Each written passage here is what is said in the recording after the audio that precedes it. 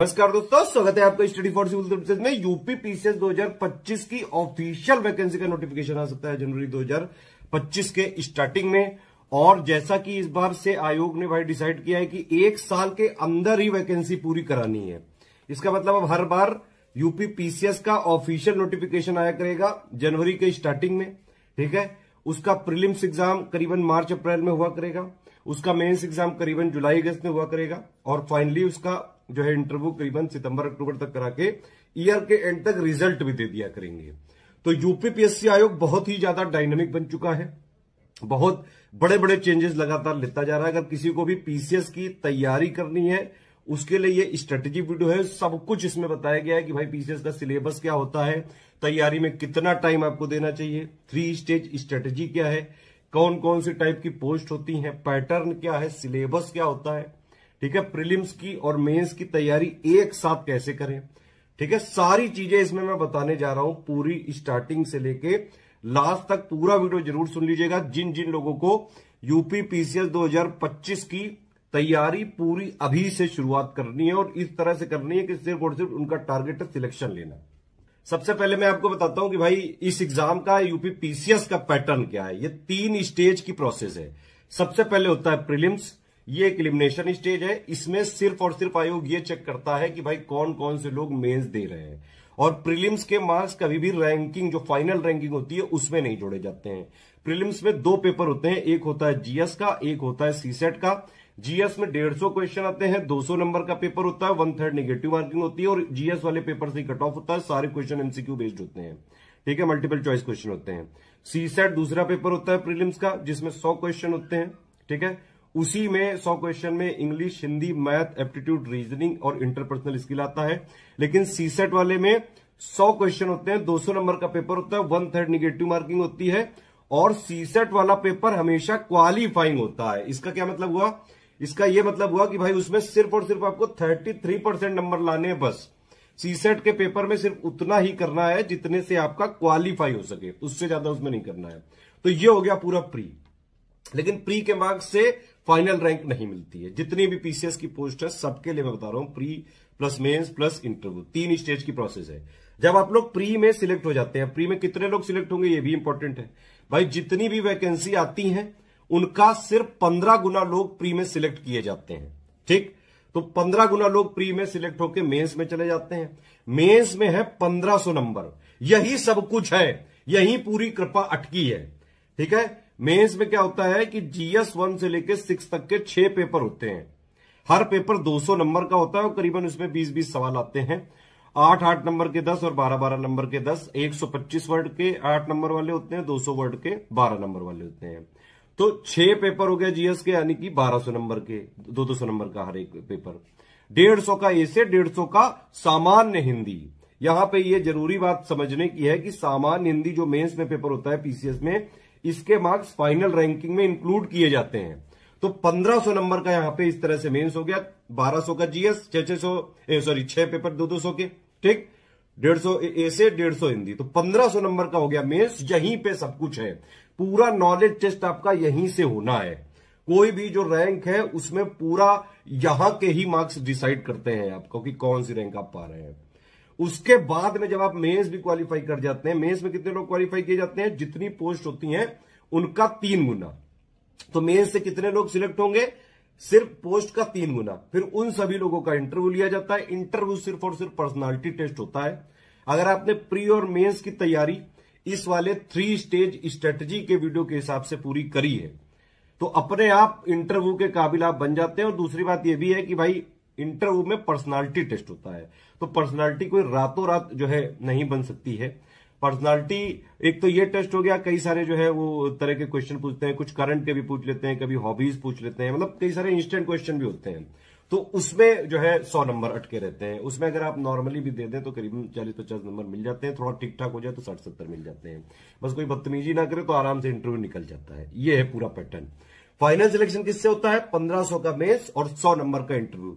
1600 number से final ranking decide होती है, कौन एसडीएम, डीएसपी, बीडीओ और जितने भी पोस्ट होते हैं उन सब में, ठीक है।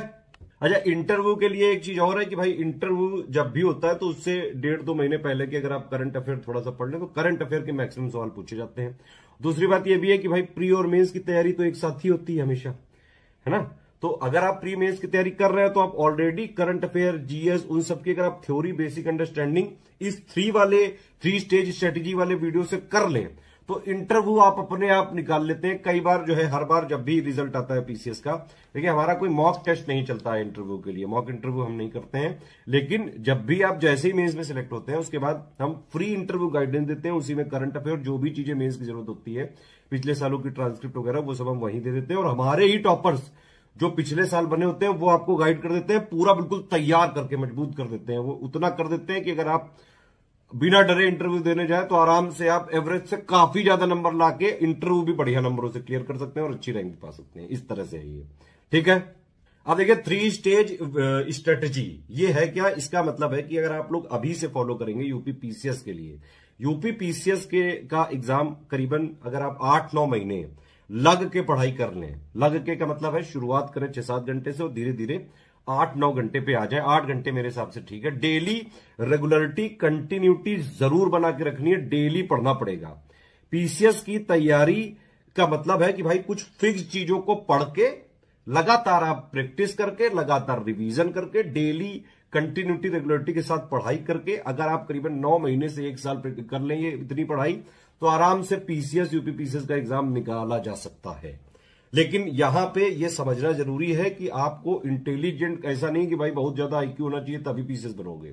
आपको डेलीजेंट लेकिन जरूर बनना पड़ेगा, डेली पढ़ना पड़ेगा, डेली कटना पड़ेगा और मन लगा के पढ़ना पड़ेगा। जीएस को इस तरह से पढ़ना है कि आप उसकी समझ डेवलप करें, क्योंकि समझ डेवलप नहीं हुई ना तो आप चाहे जितना भी पढ़ लो, प्री से पहले भी आपको जो है प्रैक्टिस, पढ़ाई, रिवीजन करनी है। कुछ सवाल जो है उसमें स्मार्ट एलिमिनेशन से होते हैं, तो इसीलिए जीएस टॉपिक की समझ जरूरी है। अभी आपके पास बहुत टाइम है, अभी 2025 वालों के लिए बहुत टाइम है, कोई टेंशन लेने की जरूरत नहीं है। सारी चीजें बिल्कुल आराम से मैं बता रहा हूं इस वीडियो में, ध्यान से सुनिए पूरी चीजें और स्ट्रिक्टली इंप्लीमेंट कर लेंगे, आराम से आप सिलेक्ट हो सकते हैं। चाहे आप हमारे पेड ग्रुप में आए और एडमिशन लेके एक जगह 1 स्टॉप डेस्टिनेशन में तैयारी कर सकते हैं, और या फिर स्टडी फॉर सिविल सर्विसेज के free videos, YouTube channel, Telegram में जो हमारा डेली फ्री इनिशिएटिव आते हैं, करंट अफेयर सब रिवीजन कराते रहते हैं, एससीएस डेली क्विज में क्विज वगैरह की प्रैक्टिस करते रहते हैं। तो ये सारी चीजें फॉलो करके free initiative study for civil services से फॉलो करके भी आप पीसीएस 2025 का एग्जाम पूरा निकाल सकते हैं। उत्तर प्रदेश लोक सेवा आयोग द्वारा वर्ष 2025 में कराई जाने वाली प्रारंभिक परीक्षा यानी कि यूपीपीएससी अपर प्रीलिम्स की प्रारंभिक परीक्षा की 0 से तैयारी के लिए स्टडी फॉर सिविल सर्विसेज का प्रीलिम्स का बैच शुरू हुआ है और मेंस का बैच 20 जुलाई 2024 से। मेंस वाले ग्रुप में जो लोग आए हैं, आपको मेंस का स्ट्रैटेजी वीडियो मिल चुका होगा। ये प्रीलिम्स का स्ट्रैटेजी वीडियो है। 20 जुलाई 2024 को हमारे 0 से स्टार्ट हुए यूपीपीएससी अपर प्रीलिम्स एग्जाम 2025 की तैयारी वाले ग्रुप में अगर आप आए हैं तो ये स्ट्रैटेजी वीडियो पूरा शुरू से लेकर आखिर तक ध्यान से आपको देखना है। यूपीपीएससी अपर प्रीलिम्स एग्जाम 2025 वाला अभी काफ़ी दूर है, तो क्या स्ट्रैटेजी यहाँ पर रख सकते हैं, डेली किस तरीके से अभी पढ़ना शुरू कर सकते हैं। प्रीलिम्स के लिए जैसे हमने 2023 इंट्रोड्यूस किया था 3 स्टेज की स्ट्रैटेजी वाला सिस्टम, वही यहाँ पर टाइम प्लान आपको इस ग्रुप के माध्यम से साझा किया जाएगा, स्ट्रैटेजी वीडियो के माध्यम से। 3 स्टेज की जो स्ट्रैटेजी है, पहला स्टेज कैसे आगे बढ़ेगा, सेकंड स्टेज में क्या क्या पढ़ना है, थर्ड स्टेज में खुद को कैसे प्रिपेयर करना है, किस तरीके से आप 2025 के लिए अभी से खुद को मजबूत कर सकते हैं और अपना सिलेक्शन प्रीलिम्स में सुनिश्चित कर सकते हैं, मेंस की तैयारी कर सकते हैं, सब कुछ इसमें बताया जाएगा। स्टडी फॉर सिविल सर्विसेज पिछले 8-9 वर्षों से मैक्सिमम सिलेक्शन देने वाला इंस्टीट्यूट्स है। लगातार 8-9 वर्षों में वैकेंसीज की संख्या घटती चली आ रही है, कट ऑफ लगातार बढ़ता चला आ रहा है। 2023 का कट ऑफ आपने देख ही लिया होगा, लेकिन स्टडी फॉर सिविल सर्विसेज के स्टूडेंट्स का सिलेक्शन रेशियो यहाँ पर घट नहीं रहा है, क्योंकि लगातार हमने प्रयास किया है, हमारी पूरी टीम ने स्टडी मटेरियल को अपग्रेड करने का, अपडेट करने का, लेटेस्ट ट्रेंड और पैटर्न के हिसाब से डिजाइन करने का प्रयास किया है और अभी प्रयासरत है लगातार।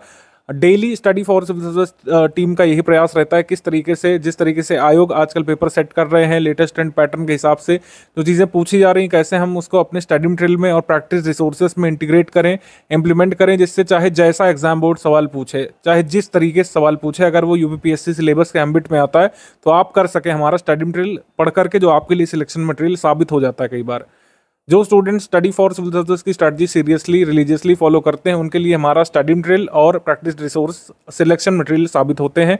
अभी पूरा स्ट्रैटेजी यहाँ पर बताएंगे। सारे प्रूफ वगैरह हम हमेशा ही देते हैं जब भी प्रीलिम्स होता है या फिर मेंस पेपर होता है, और इंटरव्यू गाइडेंस हमारे सिलेक्टेड स्टूडेंट्स के द्वारा ही मिल जाता है। वन स्टॉप डेस्टिनेशन के फॉर्म में आप पूरी तैयारी स्टडी फॉर सिविल सर्विस के माध्यम से यूपीपीएससी एग्जाम की कर सकते हैं।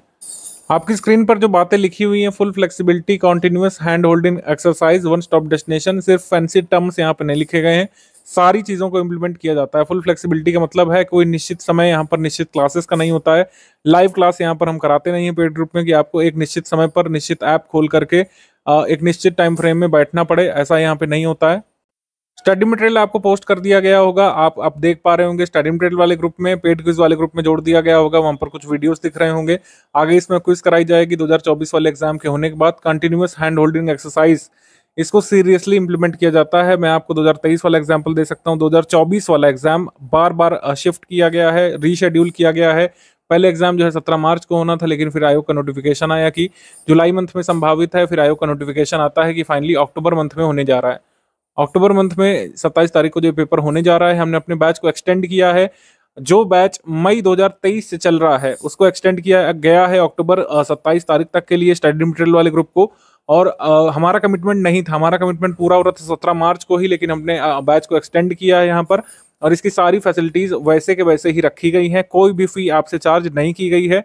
फी हमेशा स्टडी फॉर सिविल सर्विस की वन टाइम चार्ज की जाती है। अगर आप टेलीग्राम कोर्सेज में आ रहे हैं तो वन टाइम फी लेकर के आपको पूरा सपोर्ट किया जाता है। एग्जाम एक्सटेंड भी होता है तब भी बिना फी के हम यहाँ पर सपोर्ट आपको जारी रखते हैं, और कई बार हमने किया है, ना सिर्फ इस एग्जाम में 2024 वाले में, इससे पहले भी। तो स्टडी फॉर सिविल सर्विसेज का लॉन्ग टर्म पेड बैच होता है। जो लोग पहला पेड बैच ज्वाइन करते हैं मैक्सिमम बेनिफिट उन्हीं को होता है। हर मंथ कुछ ना कुछ पेड बैच अनाउंस होते हैं, पेड ग्रुप खुलेंगे, आगे भी क्रैश कोर्स भी चलेगा 2025 के लिए, 2024 के लिए चल ही रहा है, कुछ लोगों ने ज्वाइन किया है 2024 वाला भी। तो आप ये समझिए कि हमारा लॉन्ग टर्म कमिटमेंट के साथ पेड ग्रुप चलता है, और हम सुनिश्चित करते हैं कि जो लोग सीरियसली स्टडी करना चाहते हैं, सिलेबस को तैयार करने के प्रति आप कह सकते हैं जुनूनी है, अपने सिलेक्शन के प्रति जुनूनी है, study for civil service team उनके साथ मिलकर काम करती है। और कई बार आप खुद महसूस करेंगे study for civil service team एक प्रॉपर एस्पिरेंट से भी ज़्यादा डेडिकेशन के साथ काम करती है। ठीक है, और ये वन स्टॉप डेस्टिनेशन का मतलब यही है, जैसे आपको एडमिशन लेते समय आपने अगर क्वेरी की होगी उसमें बताया गया होगा, या आपको कहीं से भी कुछ भी अलग से नहीं पढ़ना पड़ेगा, सब कुछ एक ही जगह पर मिल जाएगा। चाहे करंट अफेयर हो, नेशनल इंटरनेशनल करंट अफेयर हो, डेली करंट अफेयर इसमें मिलेगा फुल पेड बैच वालों को, मंथली करंट अफेयर मिलेगा, उत्तर प्रदेश करंट अफेयर मिलेगा, जितना भी प्रीलिम्स ओरिएंटेड कंटेंट है सब कुछ इसमें मिलेगा। जो लोग मेंस वाले ग्रुप में आए आपको मेंस ओरिएंटेड कंटेंट मिला होगा, आंसर राइटिंग वाले ग्रुप में आंसर राइटिंग मिलेगी। तो इस तरीके से जो जहां पर कमिटमेंट किया जाता है वो पूरा कमिटमेंट यहाँ पे निभाया जाता है। आखिरी बात, स्ट्रैटेजी वीडियो शुरू करने से पहले मैं कहूंगा कि जो भी लोग ग्रुप को ज्वाइन किए होंगे आज, ठीक है, यानी कि 20 जुलाई, 21 जुलाई, 22 जुलाई तक, या उसके बाद भी करते रहेंगे 30 जुलाई तक, 15 अगस्त तक भी करेंगे, तो ये स्ट्रैटेजी वीडियो सबसे पहले देखिएगा। इसको बहुत ध्यान से आपको देखना है, समझना है, क्योंकि कई बार स्टूडेंट ग्रुप में ज्वाइन होते हैं, वो पहला सवाल करते हैं सर कैसे पढ़ना है, नहीं समझ में आ रहा, या फिर डेली करंट अफेयर किस तरीके से पढ़ना है, शुरुआत में कैसे पढ़ना है, डेली कितना पढ़ना है, हिस्ट्री पहले पढ़ें कि ज्योग्राफी पढ़ें, बेसिक बुक कैसे कंप्लीट करें, सब कुछ स्ट्रैटेजी वीडियो में ही बताया जाता है। फैक्ट चेक कैसे करते हैं, आगे इस ग्रुप में डिस्कशन कैसे होगा, सब कुछ इसमें बताया जाता है। डिस्कशन ग्रुप हमारा होता है, आप उसमें डाउट पूछ सकते हैं। 24/7 हमारा ग्रुप चलता है। आप सुबह के समय डाउट पूछिए, रात के समय पूछिए, दिन के समय में डाउट पूछते हैं तो तुरंत आपको उसका रिप्लाई दिया जाता है। कोई भी डाउट हम छोड़ते नहीं है। मान लीजिए लेट नाइट भी आप डाउट पूछते हैं तो मॉर्निंग में, नेक्स्ट मॉर्निंग में आपको उसका समाधान करके दिया जाता है। वीडियो बना करके, पोस्ट बना करके, कई बार वॉइस मैसेज के फॉर्म में आपके डाउट को हम बताते हैं। आपने खुद ही देखा होगा, महसूस किया होगा। और मैं कहूँगा कि स्ट्रैटेजी वीडियो सबसे पहले देखिएगा, अदरवाइज आपको बार बार कंफ्यूजन बनी रहेगी किस तरीके से क्या स्टडी करना है। सेकंड वीडियो होता है पेड ग्रुप में स्टडी मटेरियल कैसे देखें वाला वीडियो, उसको आप देखिएगा। उसमें बेसिक टेलीग्राम फीचर्स क्या क्या होते हैं, किस तरीके से टेलीग्राम ग्रुप ऑपरेट होता है, किस तरीके से PDF डाउनलोड कर सकते हैं, सेव कर सकते हैं, प्रिंट कर सकते हैं, कैसे स्टडी मटेरियल को और वीडियोज़ को एक्सेस कर सकते हैं, उसमें बताया गया होगा। प्रीलिम्स से संबंधित रिकॉर्डेड क्लासेस भी इसी ग्रुप में मिलेंगी। रिकॉर्डेड क्लासेस अभी तुरंत से नहीं मिलेंगी, आप पूरा यहाँ पे स्ट्रैटेजी वीडियो सुनिए। फर्स्ट स्टेज कैसे प्रिपेयर करना है, सेकंड स्टेज, थर्ड स्टेज कैसे प्रिपेयर करना है, सब कुछ इसमें ध्यान से सुनिए और समझिए। जिन लोगों ने फुल पेड ग्रुप लिया है उनको क्विज ग्रुप के अलावा 2 ग्रुप में जोड़ा गया होगा। एक स्टडी मटेरियल वाला ग्रुप होगा जिसमें आपको PDF वगैरह दिख रही होंगी, बेसिक बुक की PDF दिख रही होंगी। आप उसमें थोड़ा सा ब्रेनस्टॉर्म भी करने लगे होंगे, कैसे पढ़ना है, किससे शुरुआत करनी है, कौन सी PDF प्रिंट कर लें, डेली करंट अफेयर आ रहा है कैसे पढ़ना है, मंथली जो आता है उसको पढ़ने की अप्रोच क्या रखनी है, सब कुछ बताऊंगा मैं इसी स्ट्रैटेजी वीडियो में। बिल्कुल धैर्य के साथ देखते रहिए। सेकंड वीडियो डाउट क्लियरेंस वाला, मतलब सेकंड ग्रुप जो है डाउट क्लियरेंस वाला ग्रुप है। इसमें आप अपने डाउट पूछ सकते हैं। डाउट पूछने का तरीका क्या है, कैसे डाउट का रिप्लाई किया जाता है, सब मैं अभी आपको एक एक करके शो करने वाला हूँ। आप ग्रुप से जुड़ गए हैं ये श्योर कर लीजिएगा। ग्रुप में आ गए और फिर क्या करना है, स्ट्रैटेजी वीडियो आप ऑलरेडी देख रहे हैं, पेड ग्रुप में स्टडी मटेरियल कैसे देखने वाला वीडियो देखना पड़ेगा। उसके बाद आपको मैक्सिमम चीज़ें समझ में आ जाएंगी, फिर आपका डेली बेसिस पर स्टडी प्लान शुरू हो जाएगा। फर्स्ट स्टेज क्या है, सेकंड स्टेज क्या है, थर्ड स्टेज, अभी एक एक करके यहाँ पे बताने वाले हैं। कमिटमेंट पीडीएफ के बारे में दिया हुआ है, क्या क्या कमिटमेंट हमारी है, उसके टेस्ट सीरीज का शेड्यूल क्या है, क्विज ग्रुप में कैसे चलता है, तो सब अभी एक एक करके बताएंगे। सबसे पहले ग्रुप के फीचर्स यहाँ पर समझ लेते हैं। तो सबसे पहले यहाँ पर बात करेंगे डेली करंट अफेयर की। डेली करंट अफेयर या फिर डेली न्यूज़पेपर या किसी भी तरीके से डेली न्यूज़ कवर करने के लिए, यूपीपीएससी स्पेसिफिक न्यूज़ कवर करने के लिए अब आपको इधर उधर कोई सोर्स देखना नहीं पड़ेगा, क्योंकि daily current affair PDF form में आपको मिल जाया करेगा। डेली बेसिस पर 3 या 4 बजे तक अपलोड कर दिया जाता है ये, और कभी गैप होता है तो नेक्स्ट डे इसमें कवर करा दिया जाता है। कोई इमरजेंसी हो गई हमारी टीम में से, वैसे ऐसा होता नहीं है। अगर मान लीजिए कि न्यूज़पेपर ही नहीं छपे हैं किसी दिन, जैसे फेस्टिवल टाइम में होता है, तो उस दिन न्यूज़ नहीं आती है, और अगर उस दिन का भी कोई इंपॉर्टेंट इवेंट रहता है तो अगले दिन कवर करा दिया जाता है। वीकली ऑफ रहता है संडे को आपको डेली करंट अफेयर नहीं मिलता है, और संडे का जो भी इवेंट होता है, मान लीजिए कोई स्कीम लॉन्च हुई, कोई इवेंट हुआ, कोई समिट हुई संडे के दिन, तो उसको मंडे में आप कवर होता हुआ पाएंगे। मंडे की पीडीएफ थोड़ी सी बड़ी होती है इसीलिए, ठीक है। डेली करंट अफेयर आपको हमारे ग्रुप में ही मिलेगा। इसका वीडियो भी आता है ओनली करंट अफेयर वाले चैनल पर, वो शायद शाम तक आता है, तो आप उसे रेफर कर सकते हैं। लेकिन यहाँ पर प्रयास करिएगा पीडीएफ से ही पढ़ें। पीडीएफ से कैसे पढ़ना होता है सब अभी मैं एक एक करके बताऊंगा, अभी खाली फीचर सुनते समझते चलिए। मंथली करंट अफेयर हम आपको 3 पीडीएफ देते हैं। मंथली करंट अफेयर में 3 पीडीएफ देते हैं। पहली होती है प्री स्पेशल। प्री स्पेशल नाम ही इस वजह से इसका रख दिया गया जिससे क्लैरिटी रहे। जैसे कुछ लोग बोलते हैं कि सर प्रीलिम्स के लिए कौन सा पढ़ना है, जैसे प्रीलिम्स नज़दीक आ चुका है 2024 वाला, अब तुरंत ही लोग पूछने लगे हैं कि सर प्रीलिम्स का कौन सा पढ़ना होता है। तो प्रीलिम्स का प्री स्पेशल यहाँ पे स्टडी करना होता है। ये हम पहले ही बता देते हैं, लेकिन लोग इग्नोर करते हैं बातों को, फिर पूछते हैं। तो प्रीलिम्स स्पेशल का मतलब ये कि प्रीलिम्स के लिए है, ये मेंस में आपको सपोर्ट नहीं करेगा करंट अफेयर, ठीक है। और जो डेली करंट अफेयर दिया जाता है उसका मंथली कंपाइलेशन हम लोग देते हैं। जैसे जो स्टडी मटेरियल वाला ग्रुप है उसमें शायद डेली करंट अफेयर नहीं आती, जो फुल पेड ग्रुप है हमारा या जो 6500 वाला ग्रुप है उसमें आती है। तो डेली करंट अफेयर सभी ग्रुप में नहीं आती। मान लीजिए आप ओनली स्टडी मटेरियल वाले ग्रुप में, तो उसमें डेली करंट अफेयर नहीं आता। डेली करंट अफेयर सिर्फ फुल पेड ग्रुप वालों के में आता है। हालांकि ऐसा नहीं कि जो केवल स्टडी मटेरियल में है उनके साथ कोई नाइंसाफी होगी, डेली नहीं मिलेगा, लेकिन डेली का मंथली कंपाइल करके दिया जाता है, वो मेन स्पेशल होता है जैसे यहाँ पे लिखा हुआ। तो डेली करंट अफेयर आपको प्री और मेंस की बेसिक अंडरस्टैंडिंग और बेसिकली मेंस की अंडरस्टैंडिंग बनाने के लिए होता है, सिलेबस की अंडरस्टैंडिंग बनाने के लिए होता है, ठीक है।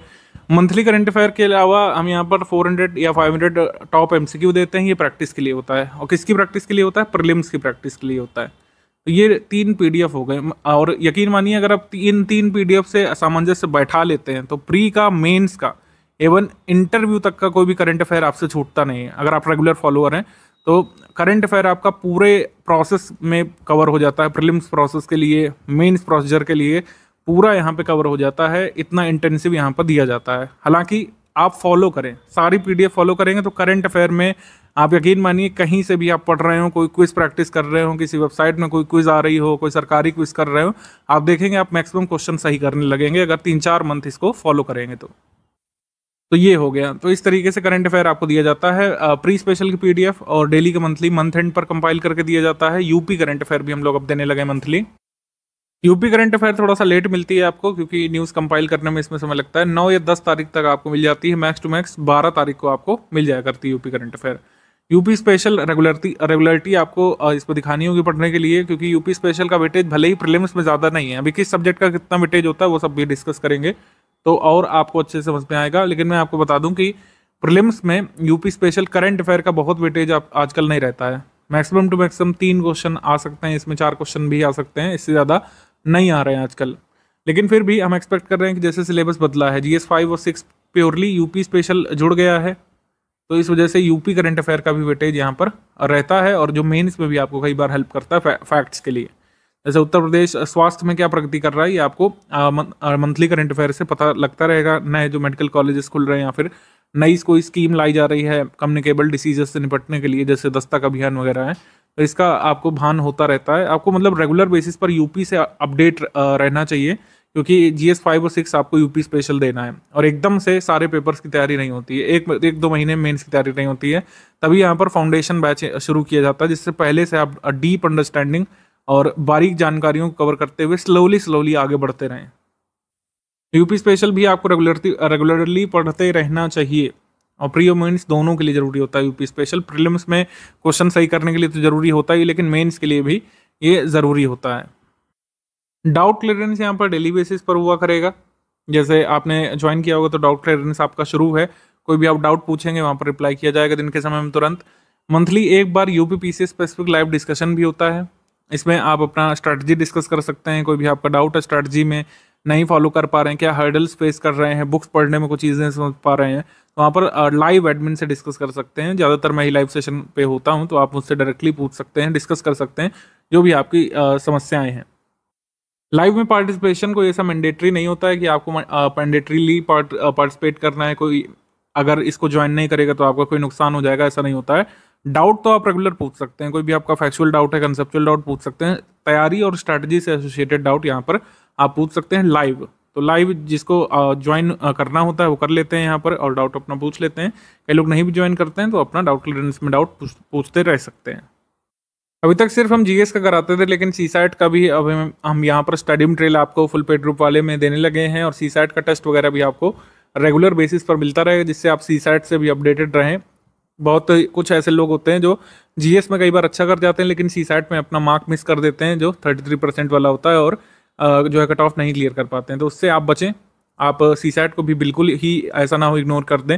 आप सीसैट में इंश्योर करें कि आप क्वालिफाइंग मार्क्स जो आयोग ने डिसाइड किए हैं 33%, वो आप जरूर लाएं।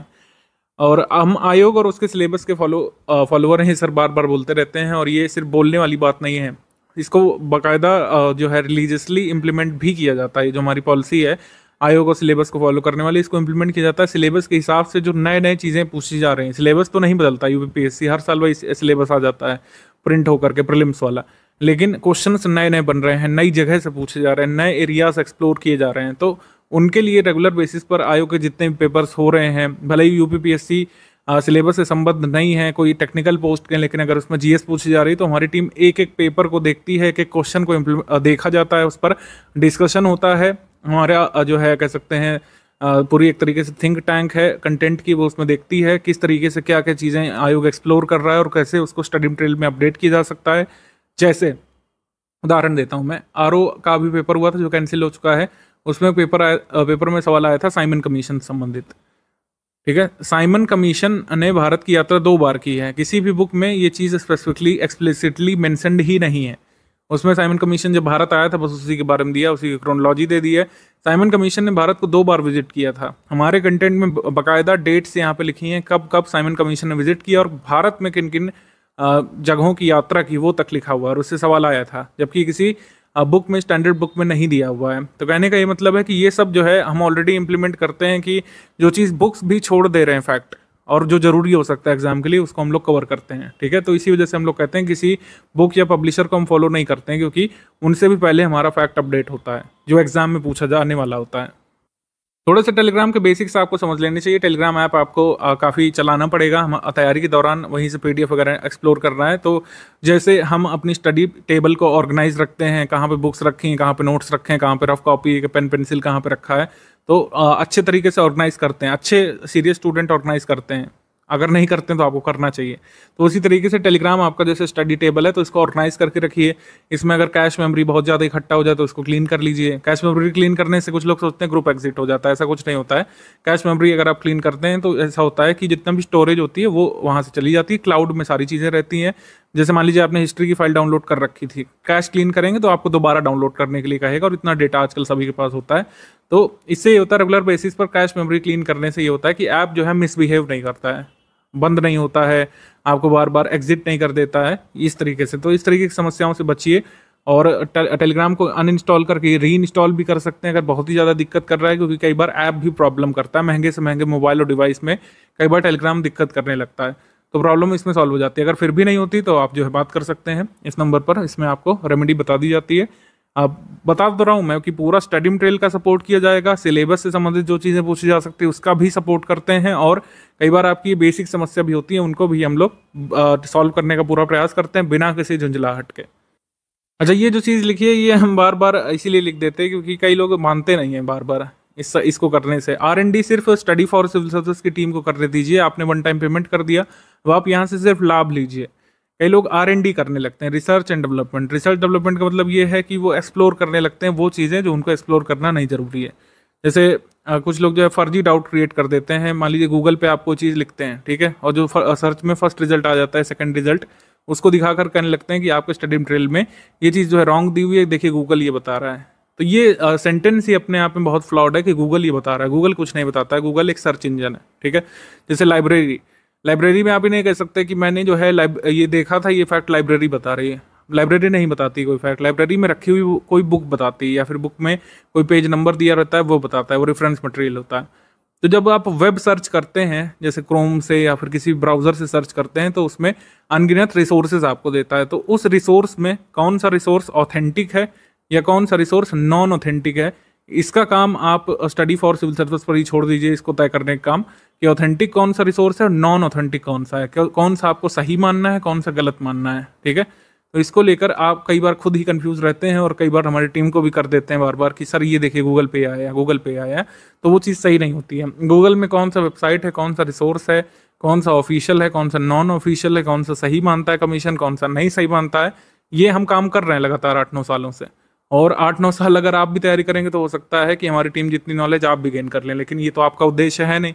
आप किस लिए जुड़े हैं? आप जुड़े हैं यूपीपीएससी प्रीलिम्स 2025 की परीक्षा क्लियर करने के लिए। तो इसीलिए मैं फिर से कह रहा हूँ कि गूगल सर्च आप लोग या तो ठीक से करना, समझ लीजिए अच्छे से, जो आपको काम नहीं देगा डायरेक्टली कहीं एग्जाम में। आप स्टडी मटेरियल पढ़ते रहिए और प्रैक्टिस करते रहिए, ये भी आपके लिए सफिशिएंट है। अगर गूगल करते हैं तो ठीक से करें और तभी उसका कोई यहाँ पे डिस्कशन करिए, अदरवाइज जो हमारे स्टडी मटेरियल में है उसको सही मानिए। ऐसा नहीं है कि कभी कोई टाइपो नहीं हो सकती है, कोई एरर नहीं हो सकती है। 99.99% की गारंटी हर कोई लेता है, उतनी गारंटी हम लोग भी ले सकते हैं। अगर कोई टाइपिंग एरर है, कोई जो है मिसबिहेवियर हुआ है किसी डिवाइस से, टाइपिस्ट से, तो उसको हम लोग सही कर लेते हैं और आपके एग्जाम से पहले ऑथेंटिक इन्फॉर्मेशन आपको दे देते हैं। तो आपका कोई भी डाउट है तुरंत आप डाउट क्लियरेंस वाले ग्रुप में पूछिए। पेड डिस्कशन ग्रुप जो आपको दिया गया उसमें डिस्कस करिए, उससे कोई अगर नहीं समाधान मिलता है तो आप यहाँ पे भेज सकते हैं। लेकिन आप ये सब नहीं करिए कि गूगल ये कह रहा है तो आपने क्यों गलत दिया, ये सब कोई अच्छा तरीका नहीं डाउट पूछने का। आप डाउट पूछ सकते हैं कि सर मुझे ये फैक्ट डाउटफुल लग रहा है, मैंने कई जगह से देखा है, इसमें डाउट आ रहा है, क्या आप इसे बता सकते हैं? मैं और या फिर हमारी टीम में से कोई आपको ऑथेंटिक सोर्सेज के हिसाब से बताएंगे क्या सही है और क्या आपको एग्जाम के लिए सही मानना चाहिए। एक उदाहरण मैं आपको दे दे रहा हूँ किस तरीके से किसी पॉपुलर प्लेटफॉर्म पर दी गई जानकारी भी गलत हो सकती है। गूगल सर्च रिजल्ट में किसी वेबसाइट में गलत डेटा भी कई बार आ जाता है, तो इसको यहाँ पर समझिए। हमने यहाँ पर इनको सोल्यूशन दिया, आपको बाकायदा वीडियो बना करके दिया था 2024 वाले ग्रुप में। वही वीडियो मैं आपके स्ट्रैटेजी में जोड़ भी दे रहा हूँ, जिससे आप अच्छे से समझ जाएंगे कि टाइगर रिजर्व नोटिफाई कैसे होता है, क्या प्रोसेस होती है टाइगर रिजर्व को नोटिफाई होने की, how tiger reserve is notified, और भारत का 54वां टाइगर रिजर्व एक्चुअली कौन सा है, और एग्जाम में किसको आपको सही मानना चाहिए। ये वीडियो आप लोग सुन लीजिए एक बार, इससे आपको पता चल जाएगा कि डाउट क्लियरेंस हमारे ग्रुप में कैसे होता है। भारत का 53वां, 54वां और 55वां टाइगर रिजर्व कौन सा है, इसको लेकर कंफ्यूजन है। 53वें को लेकर तो नहीं है, 54वें 55वें को लेकर बहुत कंफ्यूजन है। दुर्गावती टाइगर रिजर्व जो अभी नोटिफाई हुआ है मध्य प्रदेश का, और राजस्थान का धौलपुर करौली, इसमें 54वां कौन है, 55वां कौन है, बहुत कंफ्यूजन है इसमें। तो मैं यहाँ पर आपको बता दूं कि भारत का अंतिम टाइगर रिजर्व जो फाइनली नोटिफाई हो चुका है वो है दुर्गावती टाइगर रिजर्व। वीरांगना दुर्गावती टाइगर रिजर्व पूरा नाम है इसका, ये मध्य प्रदेश में है, ठीक है। ये भारत का 54वां पूर्णतः नोटिफाइड टाइगर रिजर्व है। 55वां अभी बना नहीं है भारत का, क्योंकि टाइगर रिजर्व नोटिफाई होने के कुछ स्टेप्स होते हैं, उसके सारे स्टेप धौलपुर करौली के अभी पूरे नहीं हुए हैं, ध्यान रखिएगा। एनटीसीए अपनी वेबसाइट पे लिखता है कि टाइगर रिजर्व नोटिफाई होने की प्रक्रिया क्या है, प्रोसेस क्या है। सबसे पहले क्या होता है, प्रपोजल जो है ये स्टेट लाता है, प्रपोजल स्टेट ऑब्टेन करता है। इन प्रिंसिपल अप्रूवल जो है कम्युनिकेट किया जाता है एनटीसीए की तरफ से, पूरे प्रपोजल को अच्छे से स्क्रूटनाइज करके। सेक्शन 38(5) जो है वाइल्ड लाइफ प्रोटेक्शन एक्ट 1972 का, उसके तहत एनटीसीए रिकमेंड करता है प्रपोजल को स्टेट को पूरी तरीके से देखने के बाद, और फिर फाइनल जो स्टेप होता है स्टेट गवर्नमेंट नोटिफाई करती है अपने टाइगर रिजर्व को, एरिया सहित सब कुछ बताया जाता है, किस एरिया से किस एरिया तक है, बाकायदा इसमें कोऑर्डिनेट्स तक दिए जाते हैं, ठीक है। तो दुर्गावती टाइगर रिजर्व ये सारी प्रक्रिया फॉलो कर चुका है 4 स्टेप की, जबकि जो धौलपुर करौली वाला टाइगर रिजर्व है उसमें ये वाला स्टेप बाकी है अभी, ठीक है। धौलपुर करौली में ये लास्ट स्टेप बाकी है, तो इस वजह से हम ये नहीं कह सकते कि Dholpur Karauli last tiger reserve है जो नोटिफाई हो चुका है। प्रपोजल हो चुका है, प्रपोजल को अप्रूव भी कर चुका है एनटीसीए, ये भी हो चुका है। आखिरी स्टेप अभी बाकी है धौलपुर करौली को नोटिफाई होने में, तो हम ये कह सकते हैं कि भारत का 55वां टाइगर रिजर्व बनेगा धौलपुर करौली जब नोटिफाई हो जाएगा फाइनली स्टेट के द्वारा। ठीक है, बाकी प्रूफ की अगर हम बात कर लें, ऑथेंटिक इसलिए मान रहे हैं क्योंकि स्वयं जो हमारे एनवायरनमेंट मिनिस्टर हैं इन्होंने ट्वीट किया था 31 अक्टूबर 2022 को कि रानीपुर जो है ये 53वां टाइगर रिजर्व है। इसमें तो खैर क्लैरिटी है, और ये भी इसमें कहा था 22 सितंबर को 2023 में इन्होंने ट्वीट किया था कि हमारा टाइगर रिजर्व जो टोटल नंबर 54वां हो चुका है, और 54वां कौन सा बना है, वीरांगना दुर्गावती टाइगर रिजर्व, इसको फाइनली नोटिफाई किया जा चुका है। जब कोई टाइगर रिजर्व फाइनली नोटिफाई होता है तो स्टेट की तरफ से गजट नोटिफिकेशन छपता है और उसमें बाकायदा पूरे टाइगर रिजर्व की डिटेल दी जाती है, कोऑर्डिनेट्स और उसके पूरे एरिया की डिटेलिंग सहित। तो ये वीरांगना दुर्गावती की छप चुकी है, धौलपुर करौली की बाकी है। तो इस वजह से हम कह सकते हैं कि वीरांगना दुर्गावती टाइगर रिजर्व हमारा जो है ये 54वां टाइगर रिजर्व है। ठीक है, 55वां कौन सा बनेगा, धौलपुर करौली बनेगा। 53वां कौन सा है, रानीपुर टाइगर रिजर्व उत्तर प्रदेश का। आई होप अब कोई कंफ्यूजन आपकी नहीं रहेगी। अब यहाँ पर बार बार जो प्रश्न पूछा जाता है कि क्या सर मैं डेली करंट अफेयर कंप्लीट कर सकता हूँ या सकती हूँ, मंथली छोड़ सकता हूँ या सकती हूँ, क्या मैं मंथली करंट अफेयर वाला छोड़ सकता हूँ या सकती हूँ, या फिर सिर्फ जो है डेली वाला कंप्लीट कर लूँ। तो इस तरीके की समस्या कई बार होती है हमारे ग्रुप मेंबर्स को, तो मैं यहीं पर स्ट्रैटेजी में ही इसका निराकरण कर दे रहा हूँ।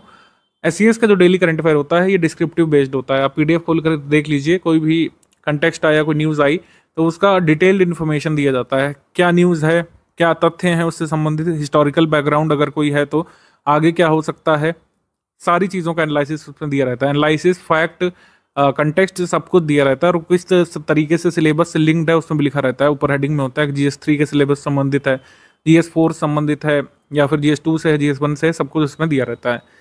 अब मेंस का रेलिवेंस यहाँ पर ज़्यादा रहता है डेली करंट अफेयर में, मतलब जो भी आप PDF पढ़ेंगे उसमें से आपका जो लाभ होगा वो किस स्टेज पर मिलेगा, मेंस में। मेंस में ज़्यादा लाभ मिलता है आपको डेली करंट अफेयर का, प्रीलिम्स के लिए रेलिवेंस इसकी कम रहती है।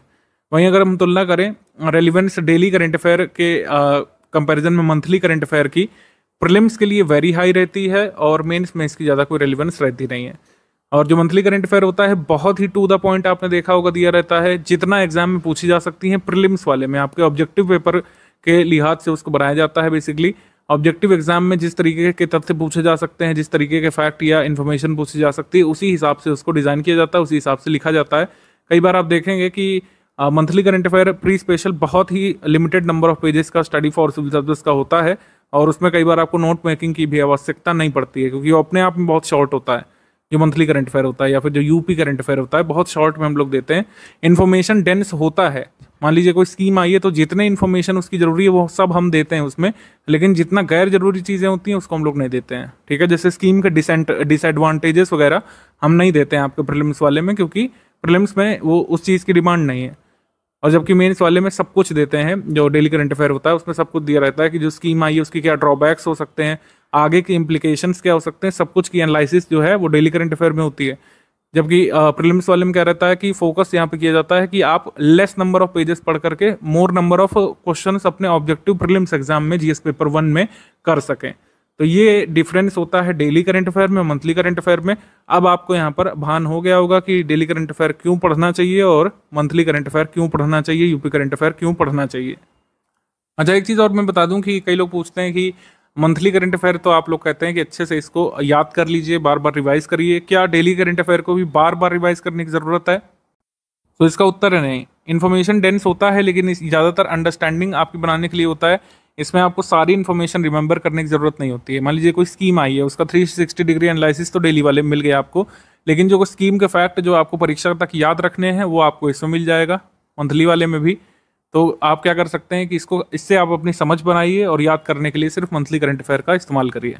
इस तरीके से daily current affair, monthly current affair आपस में अलग हैं या फिर आपस में एक जैसे हैं, ये सब हमने यहाँ पर आपको डिस्क्राइब कर दिया है। और अब आपको पता चल गया होगा कि डेली का भी अपना महत्व है और मंथली करंट अफेयर का भी अपना महत्व है। दोनों आपको फॉलो करने चाहिए at least first stage of preparation में। एक चीज़ का भान आपको होना चाहिए हमेशा ही कि प्रीलिम्स पेपर पूरा अटेम्प्ट नहीं करना है, ना ही पूरा अटेम्प्ट करना एग्जाम की डिमांड है, ना ही पूरा अटेम्प्ट आप कर सकते हैं चाह कर भी। आप कितने भी बड़े स्कॉलर बन जाएं या फिर कितना भी हमारा कंटेंट पढ़ लें या किसी भी इंस्टीट्यूट या फिर दुनिया की सारी किताबें भी अगर कैप्चर कर लें, तब भी आप 150 क्वेश्चंस नहीं निकाल पाएंगे। अच्छा, यहाँ पे कैच है इसलिए भी नहीं निकाल पाएंगे कि क्योंकि 2-3 क्वेश्चन तो हर बार डिस्प्यूटेड निकल आते हैं, या फिर कई बार उसके आंसर गलत होते हैं आयोग के द्वारा, या फिर 2 आंसर सही मान लिए जाते हैं, या फिर क्वेश्चन पूर्णतः डिलीट हो जाता है। पास्ट में भी क्वेश्चन डिलीट हुए हैं मॉडिफाइड की में, आपने देखा होगा। तो जब 150 पूरे क्वेश्चन सही छपे ही नहीं है पेपर में, तो आप कैसे कर सकते हैं? आपको सिर्फ कट ऑफ निकालना है। कट ऑफ कितना जाता है, कितना टारगेट करना चाहिए, वीडियो के आगे के हिस्से में हम लोग कवर कर रहे हैं। लेकिन ये समझिए कि कभी भी आप 100% सिलेबस कवर नहीं कर पाएंगे। जीएस में से कोई 100% कुछ होता ही नहीं है। मैथ्स में, फिजिक्स में, केमिस्ट्री में आप लाए होंगे अपने स्कूल कॉलेज टाइम में 100%, लेकिन जीएस में 100% कुछ होता नहीं है। 100% नहीं किया जा सकता पेपर। 150 क्वेश्चन कोई भी नहीं सही कर सकता है, कोई भी नहीं कर सकता है, ये आपको पता होना चाहिए। और 150 क्वेश्चन करना एग्जाम की डिमांड भी नहीं है। 150 आप कवर कर लेंगे, उससे कोई लाभ आपको ना आगे के स्टेजेस में मिलेगा, ना इंटरव्यू में, कहीं कोई लाभ नहीं मिलने वाला। आप सिर्फ क्वालिफाइड लिखे जाएंगे और मेंस का फॉर्म भरेंगे। मेंस से ही जो है फाइनल मेरिट बनती है। अभी सब पेपर का पैटर्न वगैरह अभी आगे डिस्कस करेंगे। पेड ग्रुप सिर्फ ज्वाइन करना काफ़ी नहीं है, बहुत सारी मेहनत इसके आगे जाएगी। पेड ग्रुप ज्वाइन करना तो एक प्रोसेस का पार्ट है। पेड ग्रुप के बाद आपको पढ़ना है, सारे अपडेट देखने हैं, पीवाईक्यू पढ़ना है, जो कंटेंट आगे दिया जाएगा वो पढ़ना है, लेटर स्टेजेस में मेंस का आपको स्टडी करना है, फिर लिस्टिंग कंपाइलेशन कवर करना है प्रीलिम्स से जस्ट पहले, पेड क्विज के सारे क्वेश्चन की प्रैक्टिस करनी है, टेस्ट सीरीज लगानी है। तभी यहाँ पर आपको कहा गया था ग्रुप अनाउंसमेंट के समय ही कि अगर आप डेली 5-6 घंटे यहाँ पे निकालते हैं तो ही जो है स्टडी फॉर सिविल सर्विसेज के साथ आप अपना सक्सेस हासिल कर सकते हैं। 5-6 आवर्स शुरू में आपको यहाँ पे देने पड़ेंगे। फर्स्ट सेकंड स्टेजेस में जब प्रीलिम्स एग्जाम एकदम नज़दीक होगा तो आपको 8-9 घंटे की स्टडी करनी पड़ती है, और जब मेंस एग्जाम एकदम नज़दीक होता है तो आपको 8-9-10 घंटे की स्टडीज़ यहाँ पर करनी पड़ती है। प्रैक्टिस रिसोर्सेज सिर्फ स्टडी फॉर सिविल सर्विस के रहेंगे। एससीएस का पेड क्विज जो चालू होगा 2024 के प्रीलिम्स होने के बाद, जुलाई में चालू हो जाएगा, जुलाई एंड तक। एससीएस का पीवाईक्यू कंपाइलेशन आपको करना है, एससीएस की टेस्ट सीरीज पढ़नी है, और एससीएस का एमसीक्यू बैंक ये आपको लास्ट प्रायोरिटी पे रखना है। अगर समय बचता है तो एससीएस का एमसीक्यू बैंक आप कर सकते हैं, अदरवाइज आपको इतना ही सफिशिएंट होता है। कई बार फर्स्ट प्रायोरिटी ये है, सेकंड प्रायोरिटी पीवाईक्यू कंपाइलेशन है, थर्ड प्रायोरिटी यहाँ पर आपकी टेस्ट सीरीज है। तो ये तीनों तो करना ही है। प्रायोरिटी कोई भी रखें, पहले ये करें, पहले वो करें, या पहले वो करें, ये आप डिसाइड कर सकते हैं। लेकिन 3 चीज़ें प्रैक्टिस रिसोर्सेज के रूप में कंपल्सरली आपको पढ़नी ही पड़ती हैं। स्टडी फॉर सिविल सर्विस का ये कमिटमेंट जो चार्ट होता है हम लोग देते हैं, कंपाइलेशन और लिस्टिंग पीडीएफ, ये आपको 6th वर्जन अब मिलेगा 2025 के लिए। ये कब मिलेगा, इसकी डेट्स यहाँ पर प्रस्तावित लिख दी गई है। ये 28 अक्टूबर को इतिहास का मिल जाएगा, ज्योग्राफी का आपको 19 अक्टूबर को मिल जाएगा, पर्यावरण का 28 सितंबर को पहले ही मिल जाएगा, विज्ञान का 15 नवंबर को, पॉलिटी का 22 नवंबर को, इकोनॉमी का 25 नवंबर को कंपाइलेशन लिस्टिंग पीडीएफ आपको मिल जाएगा। ये टोटल प्रीलिम्स ओरिएंटेड होता है। कंपाइलेशन लिस्टिंग से मेंस का कोई लेना देना नहीं है, प्रीलिम्स ओरिएंटेड कंटेंट होता है, और प्रीलिम्स के लिए आपको इसको स्टडी करना पड़ता है। लेकिन अभी क्या पढ़ेंगे, अब आप सोचेंगे अक्टूबर तक कुछ नहीं पढ़ना है, छुट्टी, ऐसा कुछ नहीं है। अभी मैं वो चीज़ें बताने जा रहा हूँ जो आपको पढ़ना है शुरू में। एग्जाम पैटर्न या फिर परीक्षा योजना क्या है, इसके बारे में देख लेते हैं। हिंदी माध्यम में लिखा हुआ है, लेकिन सब कुछ समझ में आ जाएगा, इतना आपको समझना चाहिए। मेंस में हिंदी पेपर भी देना है। हिंदी से अंग्रेजी माध्यम वाले दूरी नहीं बनाइए, अंग्रेजी माध्यम से हिंदी माध्यम वाले दूरी नहीं बनाइए उतना, सब कुछ समन्वय बना करके चलिए। सबसे पहला स्टेज आपका प्रारंभिक परीक्षा यानी कि प्रीलिम्स एग्जाम होता है। इसमें जीएस पेपर 1 का पेपर होता है, उसी से आपका मेंस डिसाइड होता है कि आप दे पाएंगे कि नहीं। कहने का मतलब है कि प्रीलिम्स का जो जीएस पेपर 1 होता है उसी का कट ऑफ बनता है, और उसी से डिसाइड होता है कि आप मेंस लिख पाएंगे या नहीं। 1/3 की निगेटिव मार्किंग दोनों ही पेपर्स में होती है, प्रीलिम्स में, जीएस पेपर 1 में भी और सीसैट पेपर में भी। सीसैट पेपर क्वालिफाइंग नेचर का होता है, 33% इसमें आपको लाने पड़ते हैं, और अगर 33% आप लाने में फेल हुए तो जीएस का पेपर आपका कितना भी अच्छा गया हो उसमें जो है नहीं माना जाएगा। तो दोनों ही पेपर्स में समन्वय बनाना है। जीएस पेपर 1 का कट ऑफ क्लियर करना है, और जीएस पेपर 2 यानी सीसैट हम लोग जो कह सकते हैं, इसमें क्वालिफाइंग मार्क्स आपको सिक्योर करना ही करना है। Post wise category wise cut off इसमें बनती है। 2023 वाली कट ऑफ आई नहीं है, फाइनल कट ऑफ 2022 वाली आ चुकी है, उसका एनालिसिस अभी दिखाएंगे। जो मेन जो कह सकते हैं खेल होता है जिससे आप एसडीएम डीवाईएसपी बनने का सपना पाल रहे हैं, वो है मेन का मतलब मेंस। तो जीएस के 6 पेपर इसमें होते हैं, ऑप्शनल अब है नहीं यूपीपीएससी में, ऑप्शनल चॉइस सो सब हट गई है।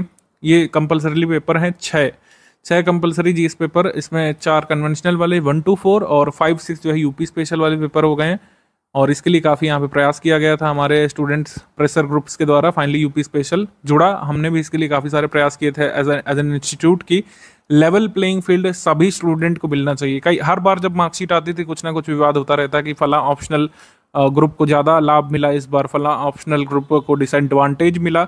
मार्किंग में। तो ये चीज़ें अब खत्म हो चुकी हैं। जीएस पेपर 5, जीएस पेपर 6 और जीएस 1 to 4 ये पेपर्स आपको दे रहे हैं। 2 कंपलसरी पेपर और हैं। सामान्य हिंदी का जो पेपर है ये होता है और एक निबंध का पेपर होता है। निबंध उत्तर प्रदेश में आप यूपीपीएससी के द्वारा जो ये मेंस कराया जाता है इसमें हिंदी माध्यम में लिख सकते हैं या इंग्लिश माध्यम में या उर्दू माध्यम में, 3 चॉइसेस यहाँ पर होती हैं, पेपर में ही लिखा रहता है। तो वो हिंदी, इंग्लिश, उर्दू में निबंध लिखा जा सकता है, लेकिन सामान्य हिंदी का पेपर आपको कंपलसरीली देना है। कई लोग जो यूपीएससी से यहाँ माइग्रेट होते हैं बार बार ये सवाल पूछते हैं, मैं बार बार रिप्लाई करता हूँ, एक बार फिर से कर दे रहा हूँ कि यूपीपीएससी मेंस में 150 मार्क्स का हिंदी का पेपर, सामान्य हिंदी का आपको कंपलसरीली देना होता है और इसके मार्क्स मेरिट में जुड़ते हैं। 1500 नंबर के यहाँ पर लिखित पेपर होते हैं और 1500 नंबर में हिंदी का मार्किंग यहाँ पे जोड़ी जाती है। साक्षात्कार यानी पर्सनैलिटी टेस्ट आपका 100 अंकों का होता है और फाइनल जो कट ऑफ बनती है पोस्ट वाइज, कैटेगरी वाइज बनती है और इसमें न्यूनतम मार्क्स यानी कि जो मेरिट है वो आपको क्रॉस करना पड़ता है और तभी आपको जो है पोस्ट इसमें मिलती है। तो न्यूनतम मार्क्स आपको इसमें लाना पड़ता है। अधिकतम न्यूनतम का ब्यौरा जो है आयोग देता है फाइनल रिजल्ट में, तो न्यूनतम आपको लाना पड़ता है जो पोस्ट आपको चाहिए। पेपर का पैटर्न समझ लीजिए। आप समझ लेते हैं सिलेबस। जो प्रीलिम्स का समान अध्ययन का सिलेबस है वो यहाँ पे दिया हुआ है। समान अध्ययन परिशिष्ट 5 में हर बार दिया रहता है, तो इसमें आपने देखा हिंदी इंग्लिश दोनों में लिखा हुआ इतना ही सिलेबस दिया रहता है। कई लोग कंफ्यूज रहते हैं कि बस इतना ही सिलेबस है। बस इतना ही कहने के लिए है, सिलेबस बहुत बड़ा है आयोग का और कई आयोग ऐसे होते हैं जो डिटेल्ड सिलेबस देते हैं। फॉर इंस्टांस यूकेपीएससी हो गया, सीजीपीएससी हो गया, इवन झारखंड का भी जो है काफ़ी डिटेल्ड सिलेबस लिख करके आता है, उसमें काफ़ी सारा इनसाइट आपको मिलता है। तो इसमें सिलेबस पढ़ करके ही इन आयोगों में आपको अंदाजा पड़ जाता है कि क्या क्या आने वाला है, कैसा पेपर बन सकता है। जबकि यूपीपीएससी में उल्टा, यूपीपीएससी में सिलेबस से ज़्यादा कोई आइडिया नहीं मिलता है, आइडिया मिलता है प्रीवियस ईयर क्वेश्चन से। तो पीवाईक्यू से ज़्यादा आइडिया मिलता है इसमें। जैसे इसमें अगर आप देखें, इसमें करंट इवेंट्स नेशनल और इंटरनेशनल इंपॉर्टेंस के लिखे हुए हैं। On current events of national and international importance candidates will be expected to have knowledge about them. मतलब कैंडिडेट्स को राष्ट्रीय अंतर्राष्ट्रीय समसामयिकी का नॉलेज होना चाहिए, लेकिन किस तरीके की समसामयिकी, किस हद तक पूछेंगे, इसका भान आपको पीवाईक्यू देख करके ही होता है। तभी पीवाईक्यू का महत्व होता है सिलेबस को डिसर्न करने के लिए, सिलेबस को समझने के लिए। जैसे सस्टेनेबल डेवलपमेंट इसमें दिया हुआ, तो सस्टेनेबल डेवलपमेंट से लगातार क्वेश्चन एग्जाम में आ रहे हैं। पॉवर्टी इंक्लूजन से क्वेश्चन आ रहे हैं। पॉवर्टी का बेसिक्स कई बार आता है, जैसे हमने बेसिक बुक भी बताई, तो उसमें क्लास 9th एनसीईआरटी हमने हमेशा रिकमेंड की है क्योंकि इससे लाभ मिलता है 1-2 क्वेश्चन का, क्योंकि पॉवर्टी का बेसिक इसमें अच्छे से समझाया हुआ है। तो क्लास 9th की जो एनसीईआरटी बुक है इकोनॉमी की, उसमें आपके ये पॉवर्टी वाला कॉन्सेप्ट क्लियर हो जाता है। बाकी पॉवर्टी के जो फैक्ट्स हैं, कोई रिपोर्ट आती है, कोई डेटा आता है, तो वो तो हम मंथली करंट अफेयर में कवर कराते ही हैं। पॉवर्टी इंक्लूजन, डेमोग्राफिक्स और social sector initiative. Social sector initiatives में ज़्यादातर क्या पूछा जाता है, गवर्नमेंट स्कीम। गवर्नमेंट स्कीम्स ज़्यादातर पूछी जाती हैं सोशल सेक्टर इनिशिएटिव में। तो इसी वजह से मैंने कहा कि पीवाईक्यू से अंदाजा पड़ता है कि सिलेबस हमसे क्या कहना चाह रहा है।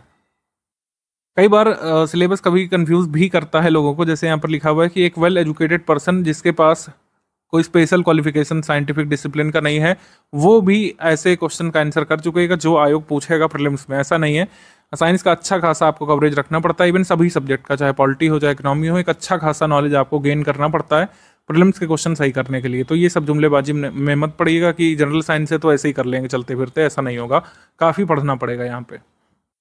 बाकी सीसैट का पेपर है, सीसैट में अभी से मैं नहीं कहूँगा कि ज़्यादा इसमें मेहनत कीजिए, अभी हमारे पास काफ़ी टाइम है पहली बात तो।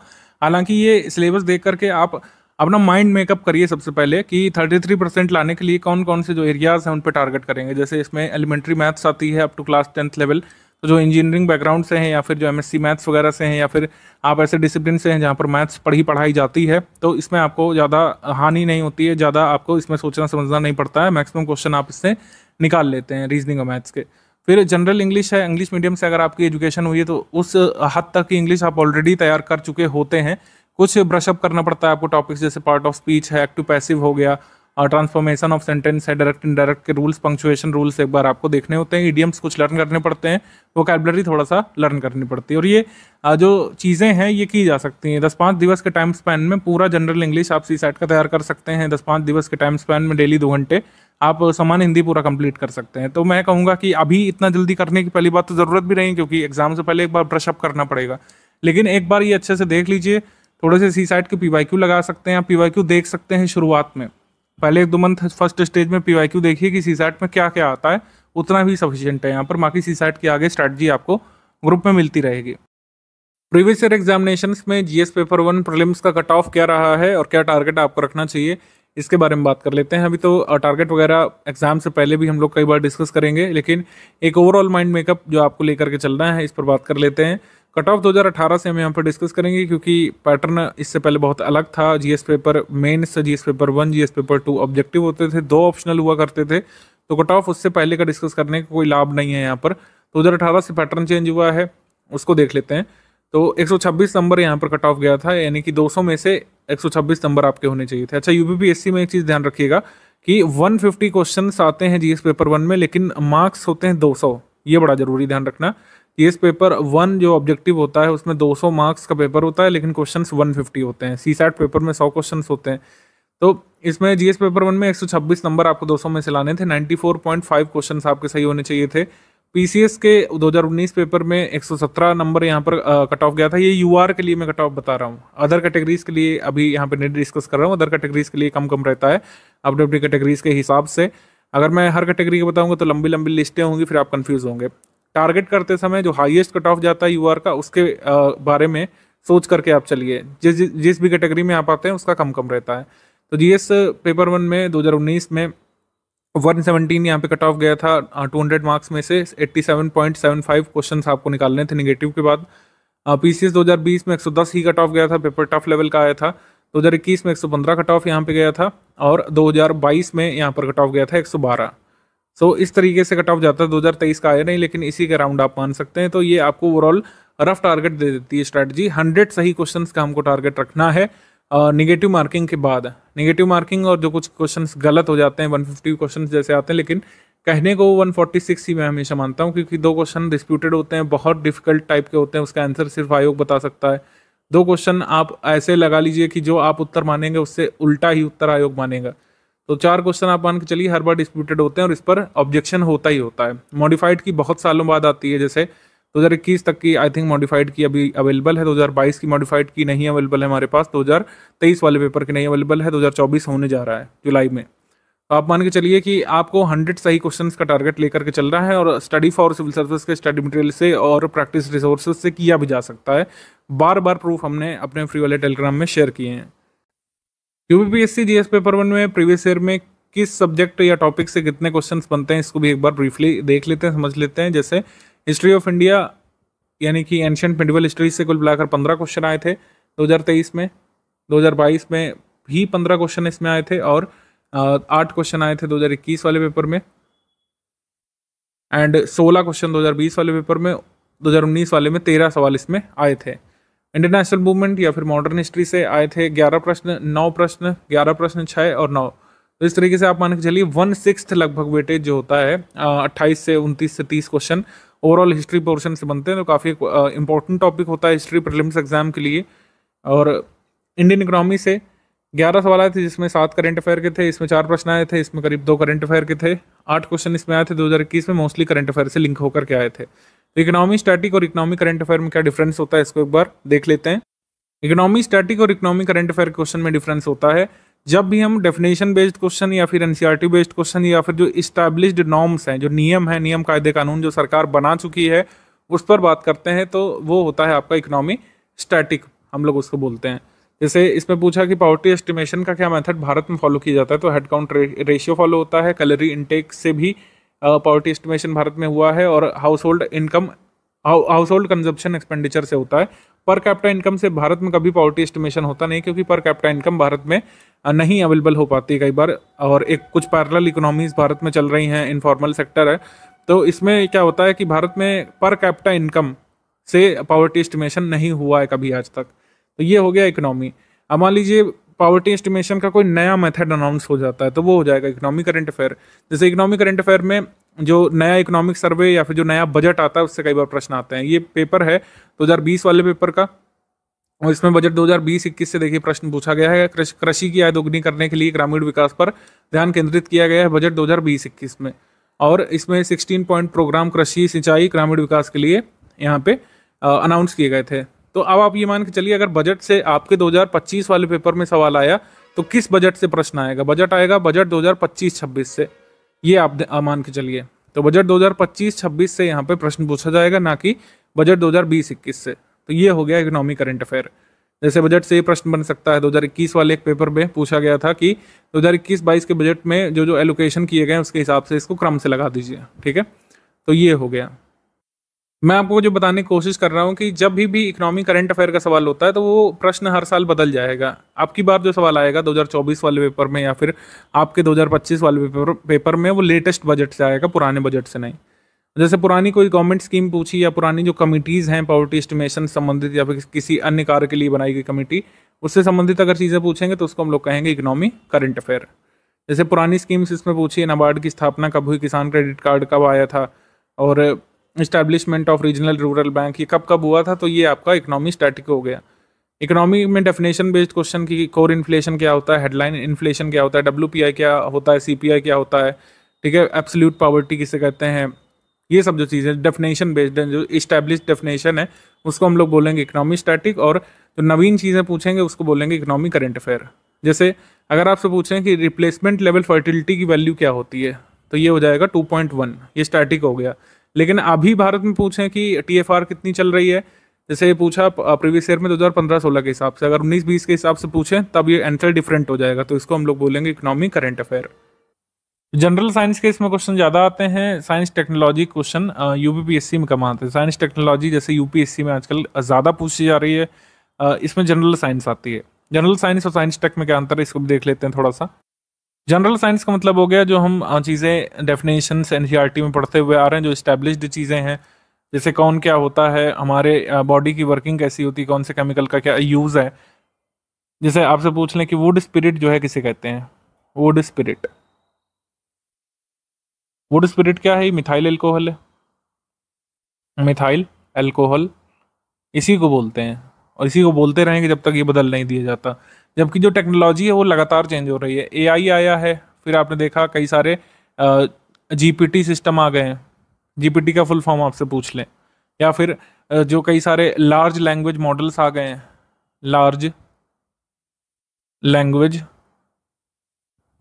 मॉडल्स, LLM जिसको बोलते हैं, कई सारे नए रोबोट्स चैटबॉट्स लॉन्च किए जा रहे हैं, तो ये तो लगातार बदल रहे हैं ना।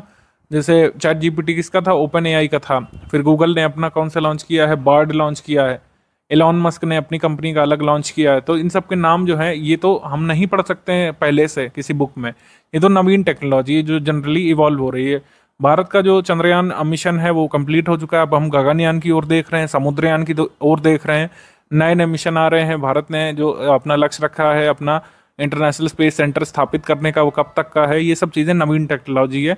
और जो हमारी बॉडी की वर्किंग है, जो केमिकल फार्मूलाज है जो हम लोग पढ़ते हुए आ रहे हैं, किस राशि का क्या यूनिट होता है, वो सारी चीज़ें, किस हम लोग क्वांटिटी से क्या क्या मापते हैं। जैसे 2021 वाले पेपर में पूछा था कि ब्लड ग्लूकोज लेवल किससे मापते हैं, तो ये सारी चीज़ें, ये स्टैटिक इकोनॉमी, स्टैटिक साइंस या फिर जनरल साइंस में आ जाएंगे। जो टेक्नोलॉजी लगातार इवॉल्व हो रही है, जैसे कार्बन फाइबर्स हैं, काफ़ी चर्चा में है कार्बन फाइबर्स, ये किसी NCERT बुक में दिया नहीं था, क्योंकि NCERT जब छपी तब कार्बन फाइबर अस्तित्व में नहीं था, लेकिन अब ये चर्चा में है क्योंकि ये स्टील जितना मजबूत है और प्लास्टिक से भी हल्का है, ठीक है। तो ये कार्बन फाइबर अब चर्चा में आया है। हमने यहाँ पे क्या पढ़ा है अपने जनरल साइंस में बुक्स में, पॉलीमर्स पढ़े हैं, पॉलीमर्स पढ़े हैं। तो ये हो गया पॉलीमर क्या हो गया, ये जनरल साइंस हो गया, और कार्बन फाइबर क्या हो गया, साइंस टेक्नोलॉजी हो गया। तो जनरल साइंस के आपके 19 सवाल, 22 सवाल, 24, 11, 22 इस तरीके से आते हैं। साइंस टेक्नोलॉजी वाले प्रश्न हमारे मंथली करंट अफेयर से कवर हो जाते हैं, तो उसको अलग से आपको पढ़ने की ज़रूरत नहीं पड़ती। मंथली करंट अफेयर में ऑलरेडी एक सेक्शन अब हमारे मैगजीन में होने लगा है साइंस टेक्नोलॉजी वाला, उससे कवर हो जाते हैं सारे सवाल। इंडियन पॉलिटी के 22 प्रश्न इसमें, 16 प्रश्न इसमें, 26 इसमें, 20 इसमें और 22 इसमें, इस तरीके से आए, मतलब 20 के अराउंड पॉलिटिक्स सवाल आने ही आने हैं। इंडियन ज्योग्राफी, वर्ल्ड ज्योग्राफी 21 से लेकर 22-23 प्रश्न इसमें कई बार आ जाते हैं। 21 इधर आए, 18, 16, 16, 18 इस तरीके से प्रश्न आए। फिर आप देखें इन्वायरमेंट इकोलॉजी से 6 प्रश्न, 8 प्रश्न, 4, 13 प्रश्न भी आ चुके हैं एक ईयर में, 12 प्रश्न आ चुके हैं। यूपी जी के यूपी करंट अफेयर से 6-7 सवाल आते हैं, ये यहाँ पे दिया हुआ है। नेशनल इंटरनेशनल करंट अफेयर से 29 से 30 सवाल आते हैं, कभी 33 भी आए हैं, 28 भी आए हैं, 29, 30 इस तरीके का होता है। मिसलेनियस के जो टॉपिक्स होते हैं, जैसे इंटरनेशनल ऑर्गेनाइजेशंस हो गया, उनके हेडक्वार्टर कहाँ है, उनका हेड कौन है, इंटरनेशनल ऑर्गेनाइजेशंस का हाल में कोई चीज़ हुई है, तो वो सब अपडेट जो पूछी जाती है, जो एग्रीकल्चर का मिनरल डेटा पूछा जाता है, ये सारे जो डेटा वाइज चीज़ें जो बदलती रहती हैं, ये 10 क्वेश्चन, 20 क्वेश्चन, 12 क्वेश्चन, 22 सवाल तक आए हैं एग्जाम में, और ये बहुत हाई यील्ड टॉपिक हम लोग इसको बोलते हैं। मिसलेनियस पीडीएफ इस वजह से हम लोग हमेशा रिकमेंड करते हैं कि आपको स्टडी करना चाहिए, क्योंकि ये डेटा वाला पोर्शन होता है और इसमें कुछ डेटास याद करके सेंसस का, अर्बनाइजेशन का, लेटेस्ट रिपोर्ट वगैरह फॉलो करके आप अच्छे नंबर ऑफ क्वेश्चंस निकाल सकते हैं। तो ये ओवरव्यू हो गया। अब ये स्ट्रैटेजी ऐसा हो सकता है आपके प्रीलिम्स से पहले हम कुछ अपग्रेड करके दें, चेंज करके दें, लेकिन अभी के लिए ये मान के चलिए कि इतना इतना वेटेज है। जैसे यूपी जीके है, मान लीजिए आप डेली 5-5 घंटे पढ़ रहे हैं तो उसका लाभ नहीं, क्योंकि उससे 6-7 क्वेश्चन आने हैं। तो ये ओवरव्यू हो गया कि कौन कौन से सब्जेक्ट जरूरी हैं। जैसे आपने नोटिस किया कि हिस्ट्री जरूरी है, और साइंस जरूरी है, ज्योग्राफी जरूरी है, पॉलिटी जरूरी है। तो ये कुछ ऐसे सब्जेक्ट हैं जो प्री में भी इनका वेटेज है, मेंस में भी वेटेज है। तो इसीलिए यहाँ पर अब बात कर लेते हैं कि शुरू में बेसिक आपको क्या पढ़ना है और 3 स्टेज की स्ट्रैटेजी क्या होती है। तो प्री मेंस के कुछ टॉपिक्स होते हैं जो कॉमन होते हैं, तो इसी वजह से इन्हीं की बेसिक बुक्स आपको रिकमेंड की जाती है। जैसे यूपी जीके की कोई बेसिक बुक नहीं हो सकती है, आर्ट कल्चर की कोई बेसिक बुक हम यहाँ पे नहीं रिकमेंड करते हैं। जिसका वेटेज है प्री मेंस में, उसी का बेसिक आपको कवर करना पड़ता है पहले स्टेज में। जैसे मॉडर्न हिस्ट्री और आधुनिक भारत का इतिहास हम लोग जो कह सकते हैं, प्री में भी जरूरी है ही, 8-9 क्वेश्चन प्रीलिम्स के लिए, और जीएस पेपर 1 में भी इसका रोल है। पॉलिटी राज्य व्यवस्था के लिए एम लक्ष्मीकांत की किताब यहाँ पे इंपॉर्टेंट होती है प्रीलिम्स के लिए और जीएस पेपर 2 के लिए। आर्ट कल्चर में सिर्फ मेंस में आता है, इस वजह से प्रारंभिक परीक्षा में जो तथ्य वगैरह होते हैं उसके लिए हम छोटी सी पीडीएफ दे देते हैं, फैक्चुअल लिस्टिंग उसी से कवर हो जाता है। बहुत बेसिक यहाँ पे आर्ट कल्चर में नहीं बनाना है। और ज्योग्राफी के लिए प्री में भी इसमें वेटेज है, फिजिकल ज्योग्राफी का जीएस पेपर 1 में भी है। इन्वायरमेंट में प्री और जीएस 3 मेंस में बेसिकली अपडेट्स इसमें पूछे जाते हैं। कोई स्कीम आ गई इन्वायरमेंटल डिग्रेडेशन के बारे में, विवेचना करने को आ सकता है, तो इन्वायरमेंट का बेसिक्स आता है प्रीलिम्स में और कॉन्सेप्ट आता है मेंस में, अप्लाइड जिसको हम लोग बोलते हैं। साइंस इसमें आती है प्रीलिम्स में, लेकिन साइंस टेक आती है जीएस 3 मेंस में। करंट अफेयर के लिए सिर्फ स्टडी फॉर सिविल सर्विस को फॉलो करिए, प्री मेंस और इंटरव्यू तक के लिए पूरा support study for civil service का आपको मिलता रहेगा। कैसे क्या पढ़ना है, क्या वेटेज है और किस पीडीएफ का क्या महत्व है, हम पहले ही डिस्कस कर चुके हैं। कुछ बेसिक बुक्स की रीडिंग रिकमेंडेड है और वो बेसिक बुक हमने शेयर भी कर दी है आपके ग्रुप में, आप देखेंगे। अभी मैं टॉपिक वाइज किस सब्जेक्ट के लिए कौन सी बुक है वो भी बता दूंगा, लेकिन ये समझिए कि पॉलिटी के लिए एम लक्ष्मीकांत की किताब यहाँ पे ज़रूरी है और रिकमेंडेड है, क्योंकि मेंस में भी इसका महत्व है। आपको प्रीलिम्स में भी पढ़ना है और मेंस में भी आपको हेल्प करती है। ओवरऑल अंडरस्टैंडिंग आपकी बन जाएगी। बाकी प्रीलिम्स के लिए कंपाइलेशन लिस्टिंग जो आएगी 6th वर्जन, वो आपके लिए सफिशिएंट होगी। फिर ज्योग्राफी के लिए कक्षा 6 से 12 तक की न्यू एनसीईआरटी बुक्स यहाँ पे रिकमेंडेड होती हैं। अगर आप 6 से 12 नहीं करते तो कम से कम 9 से 12 यहाँ पर रिकमेंडेड होता है, लेकिन 6 से भी कर लेंगे तो कोई इसमें घाटा नहीं है, अभी तो किया जा सकता है। अगर आपका टारगेट 2025 ही है तो आराम से सब चीज़ें कंप्लीट की जा सकती हैं, बहुत शनय शनय आप कंप्लीट कर सकते हैं बिना किसी जल्दीबाजी के। तो ये हो गया। और फिर अगर देखें तो हिस्ट्री में ओल्ड एनसीईआरटी बुक्स 3 खाली रिकमेंडेड है। एंशिएंट के लिए यानी प्राचीन भारत के इतिहास के लिए आर एस शर्मा किताब, मध्यकालीन के लिए सतीश चंद्रा की, मॉडर्न के लिए बिपिन चंद्रा की किताब, इकोनॉमी के लिए क्लास 9 से लेकर 12th रिकमेंडेड है, माइक्रो इकोनॉमिक्स केवल। लेकिन अगर सिर्फ 9th वाली भी कर लेंगे, क्योंकि इसमें कह सकते हैं एम्प्लॉयमेंट और पॉवर्टी के बारे में है, तो उतना भी बेसिक सफिशिएंट है। बाकी क्लास 9 से 12 तक का पूरा समरी भी हम दे देते हैं, तो अलग अलग बुक पढ़ने की ज़रूरत नहीं होती है। अब देखिए सब्जेक्ट वाइज क्या कैसे पढ़ना है इसको समझ लीजिए, क्योंकि ये सवाल बार बार पूछा जाता रहता है कि सर सब्जेक्ट वाइज कैसे क्या पढ़ें। हिस्ट्री के लिए क्या करना है, हिस्ट्री के लिए जो ऊपर बेसिक बुक बताई गई है उसकी एक रीडिंग करना है। एंशिएंट के लिए आर एस शर्मा की, मिडवेल के लिए सतीश चंद्रा की, एस चंद्रा की, और मॉडर्न के लिए जो कह सकते हैं बिपिन चंद्रा की किताब है। अगर आपके पास बिपिन चंद्रा नहीं है स्पेक्ट्रम में तो उससे भी कंप्लीट कर सकते हैं अगर चाहें तो। वैसे बिपिन चंद्रा आपको करना चाहिए, क्योंकि बहुत ज़्यादा फैक्ट में नहीं डूबना है शुरू से, आपको बेसिक स्टोरी लाइन बनानी है हिस्ट्री के लिए। अच्छा, कुछ लोग समझते हैं कि इन किताबों से क्या पेपर में हो जाएगा, ऐसा कुछ नहीं है। ये सब बेसिक बनाने के लिए है और बेसिक बनाना ज़रूरी है, तभी आपको कंपाइलेशन लिस्टिंग का मैक्सिमम बेनिफिट मिलता है। तो क्या करना है, आपको बेसिक बुक की रीडिंग करनी है एक बार। फिर क्या कर सकते हैं, स्टडी फॉर सिविल सर्विस का पापा वीडियो, एंशिएंट का, मिडवेल का, मॉडर्न का कवर कर सकते हैं रिवीजन के लिए। अगर वीडियो आपको लंबा लगता है, वीडियो देखने का आपके पास कोई टाइम नहीं है, तो आप क्या कर सकते हैं कि जो बेसिक बुक है उसकी आप एक बार रीडिंग कर लीजिए और हिस्ट्री के जो क्वेश्चन है उनको लगा लीजिए, और जो समरी पीडीएफ है हिस्ट्री की उसको एक बार रीड कर लीजिए, वो भी सफिशिएंट है। पापा वीडियो आप स्किप कर सकते हैं, अगर पापा वीडियो देखते हैं तो समरी स्किप कर सकते हैं। कोई भी एक काम आप करिए, हिस्ट्री के क्वेश्चंस लगाते रहिए, फिर आपको कंपाइलेशन लिस्टिंग मिल जाएगी सेकंड स्टेज के कंप्लीट होते ही। और फिर जो है आप कंपाइलेशन लिस्टिंग पढ़ते रह सकते हैं, क्विज के क्वेश्चंस करिए, पीवाईक्यू करिए। इस तरीके से हिस्ट्री प्रीलिम्स के लिए पूरी होगी। अब ज्योग्राफी के लिए सुनिए।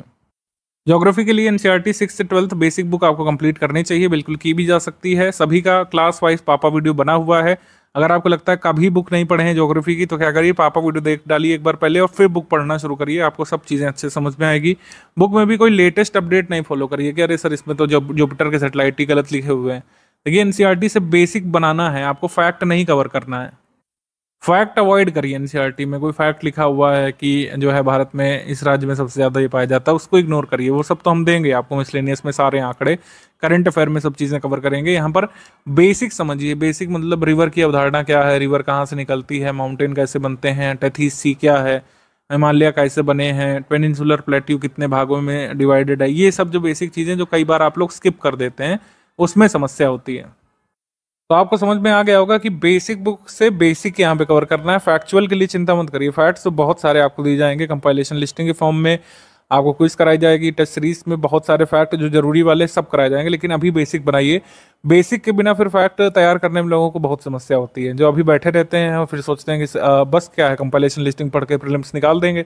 तो उनका क्या रहता है कि ना प्रीलिम्स अच्छे से निकल पाता है, मान लीजिए निकल भी गया तो वो मेंस का नहीं कर पाते हैं। बेसिक जरूरी है, इसके लिए बेसिक को इग्नोर नहीं करिए।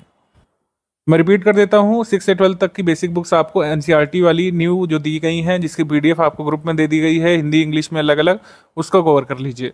उसके बाद स्टडी फॉर सिविल सर्विसेज की लिस्टिंग कंपाइलेशन यहाँ पे सफिशिएंट होगी। ज्योग्राफी के क्वेश्चन बैंक आप लगा सकते हैं, पीवाईक्यू लगा सकते हैं इसको कंप्लीट करने के बाद, और कंपाइलेशन लिस्टिंग का वेट कर लीजिए। जब तक नहीं होता तब तक इसको रिवाइज करते रहिए। पॉलिटी के लिए लक्ष्मीकांत सिर्फ एक किताब जो बताई गई, जो आपको बाहर से लेना है। लक्ष्मीकांत की बुक हम नहीं शेयर कर सकते हैं अपने पेड ग्रुप में, क्योंकि वो कॉपीराइटेड मटेरियल है, किसी और का कॉपीराइट है। आप उसको खुद परचेज करिए शॉप से। आप 6th एडिशन ले सकते हैं, 7th भी अब आ गया उसका। कुछ चैप्टर्स यूपीएससी के लिए जो जुड़े हैं 7th में, वो बहुत ज़्यादा इंपॉर्टेंट नहीं है, 6th से भी काम हो जाएगा जिनके पास 6th है। उससे आप बारीकी समझने की कोशिश करिए। जो पॉलिटी है, इंडियन पॉलिटी का जो बेसिक्स है उसकी समझने की कोशिश करिए। प्रीलिम्स में ज़्यादातर लिस्टिंग्स और फैक्ट आते हैं, तो लेकिन जीएस पेपर 2 जो है उसके लिए अवधारणाएं बनाने के लिए बहुत ज़रूरी है लक्ष्मीकांत की रीडिंग। लक्ष्मीकांत की बुक पढ़ने के बाद पॉलिटी के टॉप 5 मिनट क्वेश्चन हमने प्रैक्टिस के लिए दिए हैं, उसको आप फॉलो कर सकते हैं। तब तक फिर कंपाइलेशन लिस्टिंग आ जाएगी, उससे आप प्रीलिम्स के लिए रिवाइज करते रहिए। विज्ञान के लिए स्टडी फॉर सिविल सर्विसेज के लिए पापा वीडियो की पीडीएफ हमने दे दी है, उससे आप बेसिक बनाइए। टॉप 600 एनसीईआरटी क्वेश्चंस दे दिए हैं एनसीईआरटी बुक्स के ही, उसको आप लगा सकते हैं। और कंपाइलेशन लिस्टिंग जो आ जाएगी प्रीलिम्स के लिए वही सफिशिएंट होगी। साइंस के लिए, साइंस की आपको बुक क्लास वाइज नहीं पढ़नी है, जो पापा वीडियो दिया गया है वही सफिशिएंट है।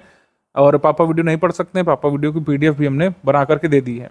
इन्वायरमेंट के लिए स्टडी फॉर सिविल सर्विस की समरी पीडीएफ, टॉप 400 क्वेश्चन फिलहाल दे दिए गए हैं, इससे इतना ही सफिशिएंट है अभी के लिए। स्टडी फॉर सिविल सर्विस की समरी से बेसिक बनाइए, क्वेश्चंस की प्रैक्टिस कर लीजिए।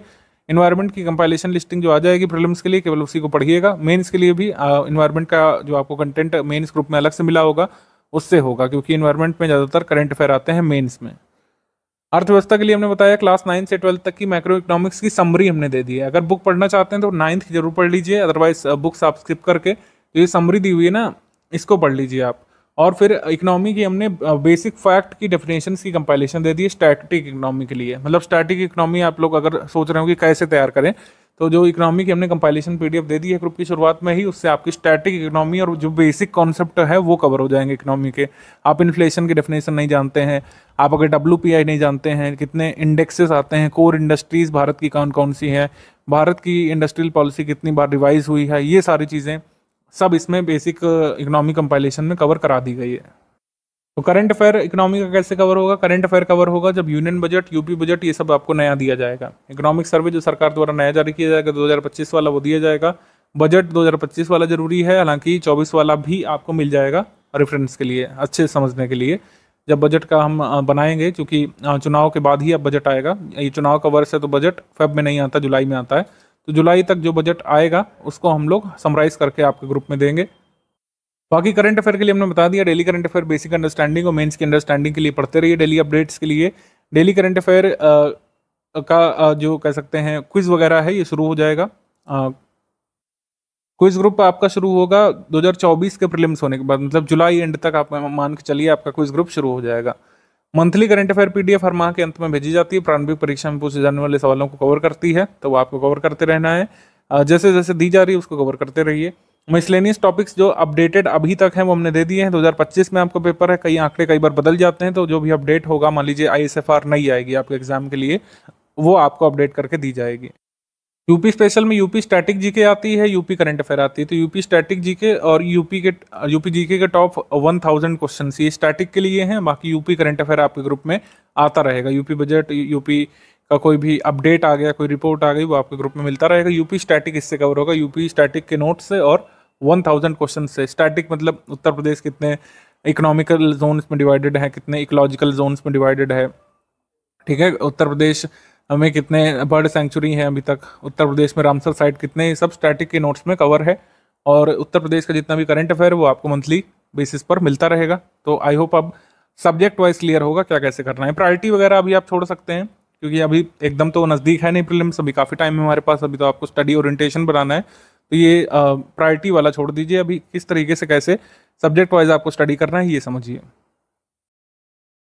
अगर आप 2025 के फुल पेड ग्रुप में हैं, या फिर ओनली टेस्ट सीरीज वाले ग्रुप में हैं, या फिर test series with current affair वाले पेड बैच में हैं, तो इस तरीके से आपके टेस्ट होंगे। 1 सितंबर 2024 से शुरू होगा। पहले सेक्शनल टेस्ट होने हैं, 20 section wise test, 15 full length test होने हैं। सेक्शनल टेस्ट इस तरीके से होंगे, एंशिएंट हिस्ट्री का पहले होगा। सब्जेक्ट या फिर जो आपको स्टडी मटेरियल तैयार करना है उसके बारे में लिखा है, R S Sharma basic NCERT book plus study for civil services summary. तो इस तरीके से आपका पहला टेस्ट होगा 7 को, फिर दूसरा 13 सितंबर को बाद में। तो ये पूरी डेट दी हुई है। अब इसमें कुछ परिवर्तन हम लोग कर सकते हैं। कभी भी कोई अगर परिवर्तन होगा डेट्स में तो आपको मैसेज जो है आपके क्विज वाले ग्रुप में मिल जाएगा, या फिर आपको पेड ग्रुप में बता दिया जाएगा। जिस दिन टेस्ट होता है 8 बजे टेस्ट की PDF आपके ग्रुप में आती है। टेस्ट जो है हम OMR फॉर्मेट में करवाते हैं, मतलब एक डमी OMR आपको दिया जाएगा, उसमें आपको करना पड़ेगा। UPPSC का प्रीलिम्स एग्जाम आपको हर हाल में ऑफलाइन मोड में ही देना है, ऑनलाइन एग्जाम होता नहीं है स्टेट PCS का कभी भी, ठीक है। तो आपको ये OMR पर ही करना होगा। ये ऐप वगैरह में हम टेस्ट सीरीज नहीं कराते, जिससे OMR में अगर आपको एक्चुअल पेपर देना है तो OMR में आपको प्रैक्टिस भी करनी चाहिए। मतलब आप अगर ऑनलाइन भी ले रहे हैं तब भी आपको OMR पर ही अटेम्प्ट करना चाहिए। ये हमारा रिकमेंडेशन होता है। जिस मोड में आप परीक्षा देने जा रहे हैं उसी मोड में आपको तैयारी करनी चाहिए। जैसे पेड क्विज है वो तो ऑनलाइन ही हो सकती है, उसका अपना बेनिफिट है। टेस्ट सीरीज आपको क्वेश्चन पेपर चाहे तो प्रिंट करके कर सकते हैं, चाहे इसको ऑनलाइन कर सकते हैं OMR में भर करके। एक डमी OMR हम आपको देंगे, उसको चाहे तो प्रिंट कर सकते हैं, तो मार्केट में OMR अवेलेबल होती है। जिस भी तारीख को होगा टेस्ट की PDF आएगी, क्वेश्चन पेपर आप उसको अटेम्प्ट करिए, फिर आंसर शीट आ जाएगी आपकी। आंसर शीट दी हुई होगी, जहाँ जहाँ पर जरूरी होगा रेलिवेंट एक्सप्लेनेशन भी दिया रहता है। कई बार हमारे एक्सप्लेनेशन से एक क्वेश्चन के एक्सप्लेनेशन से 2-2, 3-3 क्वेश्चन कई बार हमारे प्रीलिम्स एग्जाम में देखे गए हैं। सब प्रूफ हमने दिए हैं। कई बार हम 4 स्टेटमेंट का अगर क्वेश्चन बना रहे हैं तो उसी एक क्वेश्चन से 2 क्वेश्चन तक आपके एक प्रीलिम्स पेपर में आए हैं। स्टडी फॉर सिविल सर्विसेज की टेस्ट सीरीज बहुत रिसोर्स इंटेंसिव, इन्फॉर्मेशन डेंस होती है और थोड़ा सा लेंदी आप कह सकते हैं, लेकिन हमेशा की तरह बेनिफिशियल हमारी टेस्ट सीरीज होती है। PYQ इधर उधर करके हमारी टीम टेस्ट सीरीज नहीं बनाती है। आपको टेस्ट सीरीज सब्सटेंशियल मिलती है, जिससे आप सिलेबस का एक बड़ा चंक रिवाइज कर सके। ये हमारा उद्देश्य होता है आपको टेस्ट सीरीज कराने का। और हर बार फ्रेश टेस्ट सीरीज इसीलिए दी जाती है। हमारी कभी पुरानी आप टेस्ट सीरीज देख सकते हैं, 2018 से 2017 से बनाना शुरू किया है, और 7-8 वर्षों में आप देखिएगा हर साल की टेस्ट सीरीज के क्वेश्चन आपको नए मिलेंगे, GS के भी, करंट अफेयर के भी। UPPSC 2025 में मैंने जैसे 3 स्टेज स्ट्रैटेजी के बारे में बात की है, तो ये क्या है इसको समझिए। आप अपनी स्ट्रैटेजी को, जो कि एक लॉन्ग टर्म स्ट्रैटेजी है, इसको 3 हिस्सों में तोड़ सकते हैं। पहला स्टेज होगा 5 घंटे डेली आपको स्टडी करना है। ये जो पहला स्टेज है ये लास्ट करना चाहिए 30 डेज से लेकर 45 डेज तक। मतलब जितना भी हमने बेसिक आपको स्टडी मटेरियल और बुक्स बताए हैं ये आपको 30 से 45 डेज तक कंप्लीट करना चाहिए। बेसिक बुक आपको कवर करनी है हिस्ट्री, पॉलिटी, ज्योग्राफी की, सिर्फ 3 कवर करनी है और तो किसी सब्जेक्ट की बताई नहीं गई है। अंडरस्टैंड करना है आपको daily current affair. Daily current affair को कॉम्प्रिहेंसिवली अंडरस्टैंड करने के लिए 10-15 दिवस यहाँ पर काफ़ी हैं। पहले ऐसा हो सकता है कि आपको एक दिन का करंट अफेयर कवर करने में 2-2.5 घंटे लग रहे हैं, फिर जो है कम टाइम लगेगा 1.5 घंटे लगेगा, फिर 1 घंटे। आपको 30 मिनट भी लाना है कि 30 मिनट में आप डेली करंट अफेयर कवर करके नोट्स भी बना सकें। और सब पूरा उदाहरण मैं आपको अभी एक करके देने वाला हूँ कैसे ऐसा कर सकते हैं। 2 मंथ का प्री स्पेशल करंट अफेयर आपको इस पूरे फर्स्ट स्टेज की जर्नी में कवर कर लेना है। यूपी करंट अफेयर जितना कवर करना है वो आप, मतलब यूपी करंट अफेयर जो की PDF जो दी गई है वो आपको कवर कर लेना है। PYQ एनालिसिस जो है स्टडी करना शुरू कर दीजिएगा। PYQ का अभी सिर्फ एनालिसिस करिए, उसके मतलब कह सकते हैं रिवाइज मत करिए ना, उसको तैयार करने की कोशिश करिए। PYQ में एनालिसिस ये करिए कि किस तरीके के क्वेश्चंस बनते हैं, कितने लेंदी क्वेश्चंस बनते हैं एक पेपर में, कितने टफ कितने ट्रिकी क्वेश्चन बन रहे हैं, क्या आप इन क्वेश्चंस का आंसर NCERT बुक पढ़ के कर सकते हैं कि नहीं, और नोट मेकिंग कैसे करें। जो GS के टॉपिक्स हैं उस पर जो है थोड़ा सा मतलब काम करना आपको शुरू करना है। ये बेसिक होगा। कई लोग पूछते हैं सर बेसिक में कवर क्या करना है, तो ये सब आपको बेसिक में कवर करना है। एक्सप्लिसिटली मैंने यहाँ पे बता दिया है। PYQ एनालिसिस और नोट मेकिंग आपको करने की अवधारणा बनाना शुरू करना है। नोट मेकिंग अभी कैसे कर सकते हैं इसका उदाहरण मैं अभी देने जा रहा हूँ। सेकंड स्टेज में क्या करना है, सेकंड स्टेज में करना है कि जो बचा हुआ स्टडी मटेरियल है, जैसे इकोनॉमी की कंपाइलेशन है वो आपको स्टडी करनी है, इन्वायरमेंट की समरी जो है स्टडी कर लेनी है, उसके अलावा जो भी टॉपिक मिसलेनियस का कोई बच रहा है, कोई अलग पीडीएफ हमने गवर्नमेंट स्कीम वगैरह की दी है उसको रिवाइज करना शुरू करिए। एक्चुअल पीवाईक्यू स्टडी यहाँ से शुरू कर सकते हैं, पीवाईक्यू काफ़ी सारे हैं, इस वजह से एक बार सेकंड स्टेज में पढ़िए और एक बार फाइनली थर्ड स्टेज में। आपको टाइम ड्यूरेशन यहाँ पर डेली करंट अफेयर कवर करने का कम करना है, 20-25 मिनट में डेली करंट अफेयर यहाँ पर कवर करना शुरू कर दीजिएगा। और कोशिश करिए कि अब नोट मेकिंग ना करें, क्योंकि अब आप उतना अंडरस्टैंड कर चुके होंगे कि डेली करंट अफेयर में क्या क्या हमारे प्रीलिम्स के काम का है, क्या क्या मेंस के काम का है। आपको मेंस का स्टडी मटेरियल यहाँ पर पढ़ना शुरू कर देना चाहिए सेकंड स्टेज ऑफ प्रिपरेशन में, यानी कि प्रीलिम्स ग्रुप ज्वाइन करने के 50 दिवस बाद आप चाहें तो एडमिशन लेकर के हमारा मेंस ग्रुप में मेंस का जो एटलीस्ट कंटेंट है जीएस 1 से लेकर 6 तक का और हिंदी का, उसको पढ़ना शुरू कर दीजिए। मॉडल ए से देखना शुरू कर दीजिए। हिंदी में जो याद करने वाली चीज़ें हैं, जो फॉर्मेटिंग वाली चीज़ें हैं, जो कई सारे विलोम आपको याद करने होते हैं, वाक्यांश के लिए एक शब्द वो याद करना शुरू कर दीजिए। और 6 मंथ का प्री स्पेशल करंट अफेयर और यूपी करंट अफेयर आपका तैयार हो जाना चाहिए। क्विज प्रैक्टिस आपकी शुरू हो चुकी होगी जुलाई एंड से, उसको करना शुरू कर दीजिए। ये आपको सेकंड स्टेज में करना है। कई लोग ऐसे होंगे जो प्रीलिम्स ग्रुप के साथ ही मेंस ग्रुप में आ गए होंगे, तो कई लोग कंफ्यूज होंगे कि क्या मेंस की स्टडी पहले डे से शुरू करें, तो नहीं, मैं रिकमेंड करूंगा कि पहले आप बेसिक कवर कर लीजिए और फिर सेकंड स्टेज में प्रीलिम्स और मेंस के साथ साथ स्टडी करना शुरू करिए। यहाँ पर स्टडी ड्यूरेशन आपकी बढ़ेगी, इसीलिए 6 से 7 घंटे फिर आपको स्टडी करना पड़ेगा। थर्ड स्टेज की अगर मैं बात करूं तो कॉम्प्रिहेंसिवली आपको यूपीपीसीएस पीवाईक्यू टॉपिक वाइज जो दिए गए हैं वो आपको कवर करने होंगे, जो पीडीएफ ग्रुप में गिवन है। हमारी टेस्ट सीरीज आपको थॉरली स्टडी करनी पड़ेगी, जो आपको मिल चुकी होगी। पेड क्विज के सारे क्वेश्चंस फिर आपको लगाने पड़ेंगे। पेड क्विज में क्वेश्चंस की संख्या हम ऑलरेडी बढ़ा देते हैं जैसे ही प्रीलिम्स नजदीक होता है, और एमसीक्यू बैंक भी आपको फिर लगाना शुरू कर देना चाहिए। मल्टीपल टाइम्स कंपाइलेशन लिस्टिंग जो 6 वर्जन दी जा चुकी होगी, आपको उसका रिवीजन करना है बार बार लगातार। सो इसी तरीके से आपका जो है प्रीलिम्स कवर होगा। ये थर्ड स्टेज जो है कब से शुरू होगी, जब एग्जाम डेट अनाउंस हो चुकी होगी, उसके 80-90 दिवस जब बचे होंगे तब आप थर्ड स्टेज में आ जाएंगे प्रिपरेशन में। तो ये 3 स्टेज की हमारी स्ट्रैटेजी है जो आपको फॉलो करना चाहिए। अभी जिन लोगों ने फॉलो किया है उनको काफ़ी लाभ मिला है। 2024 वाले में 2024 वाले से हमने 3 स्टेज की स्ट्रैटेजी यहाँ पे इंट्रोड्यूस की थी और इससे काफ़ी लाभ जो है हमारे विद्यार्थियों को मिला है। तो टाइम फ्रेम यहाँ पर आपको क्लियर हो गया होगा। 30 से 45 डेज आपके कैलिबर पर डिपेंड करता है, ये बेसिक हो गया 30 से 45 डेज। ये जो सेकंड स्टेज है प्रीलिम्स की एग्जाम डेट से 90 डेज पहले तक खत्म हो जाना चाहिए, और लास्ट स्टेज जो है ये प्रीलिम्स की एग्जाम डेट 2025 से 90 दिवस पहले आपका एक्टिवेट हो जाना चाहिए। ये टाइम फ्रेम रफली आपको रखना है। आप तो चाहे तो इसका प्रिंट या पिक ले करके अपने फ़ोन में रख लीजिए, और ये टारगेट भी यहाँ पर लिखे हुए हैं मोटा मोटा कि ये आपको फॉलो करना है। फर्स्ट स्टेज ऑफ प्रिपरेशन में नोट मेकिंग करनी चाहिए कि नहीं करनी चाहिए, करें तो कैसे करें, किस तरीके से करें, अभी पूरा हमको भान नहीं है। क्या क्या आता है, क्या क्या पूछा जा सकता है, सब कुछ इंपॉर्टेंट लगता है, क्या नोट करें क्या छोड़ें, ये कई लोग पूछते रहते हैं। तो मैं आपको बता दूं कि एक्चुअली ऐसा ही होता है। जब तक आप सिलेबस में गो थ्रू नहीं करेंगे, डीप डाइव नहीं करेंगे, आपको खुद नहीं समझ में आता है। हालांकि शुरुआत की जा सकती है। शुरुआत करने में ये कुछ टिप्स आप अपना सकते हैं। जो ऑलरेडी चीज़ें लिस्ट या टैबुलर फॉर्म में हैं उनको आप नोट नहीं करिए, उनको क्या करिए कि मल्टीपल टाइम्स रिवाइज करने की कोशिश करिए। मल्टीपल टाइम्स रिवीजन भी उतना ही कारगर मेथड होता है जैसे कि नोट मेकिंग। और जो चीज़ें लिस्ट या टैबुलर फॉर्म में है उसको तो आपको मल्टीपल टाइम्स रिवाइज करना चाहिए, क्योंकि बहुत बड़ा सिलेबस है, बहुत सारे लिस्ट अभी आपको आगे मिलेंगे कंपाइलेशन में, लिस्टिंग में, टेस्ट सीरीज में कई बार लिस्ट बनाकर हम देंगे। लिस्टिंग वाइज क्वेश्चन पूछेंगे, ज्योग्राफी में क्विज ग्रुप में पूछेंगे, अलग अलग तरीके से पूछेंगे, तो उसमें मल्टीपल टाइम्स रिवीजन कई बार आपको कई सारी चीज़ों का करना पड़ता है। तो कोशिश करिए जो चीज़ें ऑलरेडी टैबुलर फॉर्म में है उसको आप नोट नहीं करिए। दूसरी चीज़, मंथली करंट अफेयर पीडीएफ के नोट्स आपको मेरे हिसाब से नहीं बनाने चाहिए। इसको जितना बार आप रिवाइज करेंगे उतना ही अच्छा होगा। कुछ लोग ऐसा करते हैं कि लिख लिख के याद करते हैं, मतलब आपने कोई चीज़ पढ़ी उसको आपने रफ नोट कर लिया और याद किया, वो आप कर सकते हैं। ठीक है, रफ नोट्स चाहे तो बना सकते हैं। नोट्स जो बनाएंगे आप बाद में जिसको देखेंगे, जैसे रफ नोट्स से नहीं बनाते, कुछ लोग फेयर नोट्स बनाते हैं, मतलब नोट्स से ही रिवाइज करते हैं। तो नोट्स जब तक आपके शॉर्ट नहीं होंगे, क्रिस्प नहीं होंगे और रेलिवेंट नहीं होंगे, तब तक वो ज़्यादा काम का नहीं रहेगा यूपीपीसीएस के लिए, क्योंकि नोट करने को बहुत कुछ है। पीवाईक्यू के अनुसार आपके नोट्स होने चाहिए। इसी वजह से मैंने कहा कि जैसे जैसे सब्जेक्ट वाइज स्टडी करेंगे, थोड़ा थोड़ा पीवाईक्यू एनालिसिस करेंगे, सेकंड स्टेज तक आते आते खुद ही नोट मेकिंग आप अच्छे से सीख जाएंगे। मैं आपको एक उदाहरण देता हूँ तो आपको और अच्छे से मेरी बात समझ में आएगी। 17 मई 2024 की करंट अफेयर पीडीएफ सपोज आपको मिलती है। इसके नंबर ऑफ पेजेस 11 हो रहे हैं, 11 से 15 के बीच रहता है, ज़्यादा न्यूज़ होती है तो 15, वैसे 11। शुरू के 2 पेज यहाँ पर प्रमोशन के होते हैं और सेकंड पेज पर ये डेली टॉपिक की लिस्ट भी होती है। तो इसको अगर हम देखें तो 4 टॉपिक हैं, कभी 5 होते हैं, कभी 6 होते हैं। 4 टॉपिक में 11 पेज है और ये बाइलिंगुअल है। आप ध्यान रखिए हर चीज़ हिंदी और इंग्लिश में है, तो टॉपिक के नाम हिंदी इंग्लिश में है, पूरा जो कंटेंट है नीचे का वो हिंदी इंग्लिश में 2 साइड है। तो इसको आप आधा मानिए एक लैंग्वेज में, 4.5 पेज मानिए, 4.5 पेज को हमको मैक्सिमम टू मैक्सिमम आधे पेज में, एक पेज में नोट करने की आदत बनानी है। आप ये मान के चलिए कि जितना भी आप पेज पढ़ रहे हैं, मान लीजिए आप 100 पेज अगर कवर कर रहे हैं रीडिंग में, उसका नोट मेकिंग जो है 5 से 10 पेजेस के भीतर ही होना चाहिए, इससे ज़्यादा होना ही नहीं चाहिए। ठीक है। अब आपको लगेगा कि सर हमें तो पता नहीं कैसे नोट करना है, कैसे पता चलेगा कि इंपॉर्टेंट क्या है, तो मैं बता रहा हूँ आपको कि ये आप रेगुलरली जब चीज़ों से गो थ्रू होंगे, जब फर्स्ट स्टेज खत्म कर रहे होंगे, जो बेसिक बुक बताया गया है उसका रीडिंग खत्म कर रहे होंगे, तब जाकर के आप नोट मेकिंग की पोजीशन पर आएंगे। पहले दिन से कोई भी नोट मेकिंग अच्छा नहीं करता है, ना ही कोई कर सकता है। आप ना हम, ना कोई एजुकेटर, ना कोई एस्पायरेंट जो सिलेक्ट हुए भी होंगे, उन्होंने पहले दिन से सबसे अच्छा नोट नहीं बनाया होगा। तो नोट मेकिंग एक ग्रेजुअल प्रोसेस है, आप अपने आप में सुधार खुद देखेंगे।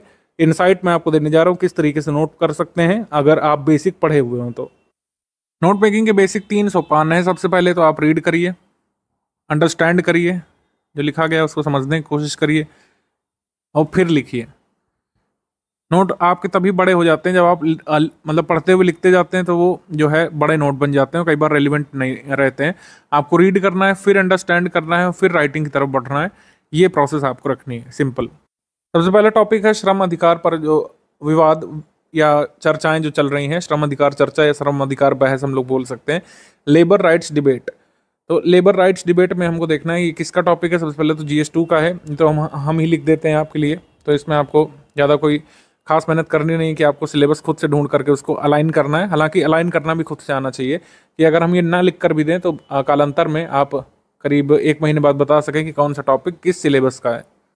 नोट मेकिंग आप जब करें तो टॉपिक वाइज आपको नोट करना चाहिए हमेशा ही, मतलब जो सेंट्रल थीम आप पकड़ रहे हो। जैसे आप अगर मॉडर्न इंडियन हिस्ट्री में नोट कर रहे हैं तो किस चैप्टर पे आप हैं या फिर कौन सा सीक्वेंस ऑफ इवेंट आप कैच कर रहे हैं, वो आपका सेंट्रल थीम होना चाहिए। ऐसे ही लगातार हर चीज़ नोट करने जाने से आपका एक थीम पकड़ में नहीं आएगा। जैसे अगर हम बात कर रहे हैं एक्सट्रीमिस्ट फेज की, extremist phase of Indian national Congress की अगर बात कर रहे हैं, तो उसको हम बीच में लिखेंगे और उसके आसपास जो गतिविधियां हो रही हैं या फिर उससे संबंधित जो चीज़ें हैं, जो संबंधित व्यक्तित्व हैं, संबंधित जो घटनाएं हुई हैं, उसको लिखेंगे। आपके नोट मेकिंग में ये होना चाहिए ये सारी चीज़ें। जिस भी विषय वस्तु को आप पकड़ें तो उसके बारे में लिखें कि वो क्या है। सबसे पहले तो वॉट बहुत ज़रूरी है। वॉट यानी कि क्या है वो, उसका मतलब क्या है, मीनिंग क्या है। फिर वो चीज़ कैसे है या उसका महत्व क्या है, कहाँ पे हुई है। अगर किसी घटनाक्रम के बारे में बात कर रहे हैं तो कहाँ और कब, टाइमिंग कई बार ज़रूरी होती है। जैसे इतिहास में डेट्स आती हैं, इकोनॉमी में कई बार डेट्स आती रही हैं। UPSC को डेट्स से बहुत प्यार है, आपको पता है। जब किसी भी फैक्चुअल पेपर में डेट्स का बहुत महत्व होता है। कोई भी चीज़ कब हुई, व्हेन शब्द बहुत इंपॉर्टेंट होता है। व्हेन शब्द पूछा जाता है, कोई अधिनियम कब आया, कोई घटना हिस्ट्री में कब हुई। इवन ज्योग्राफी में जैसे पहला सेंसस कब हुआ था, या फिर जो है किसी ऑर्गेनाइजेशन की स्थापना कब हुई, ये पूछ लेते हैं।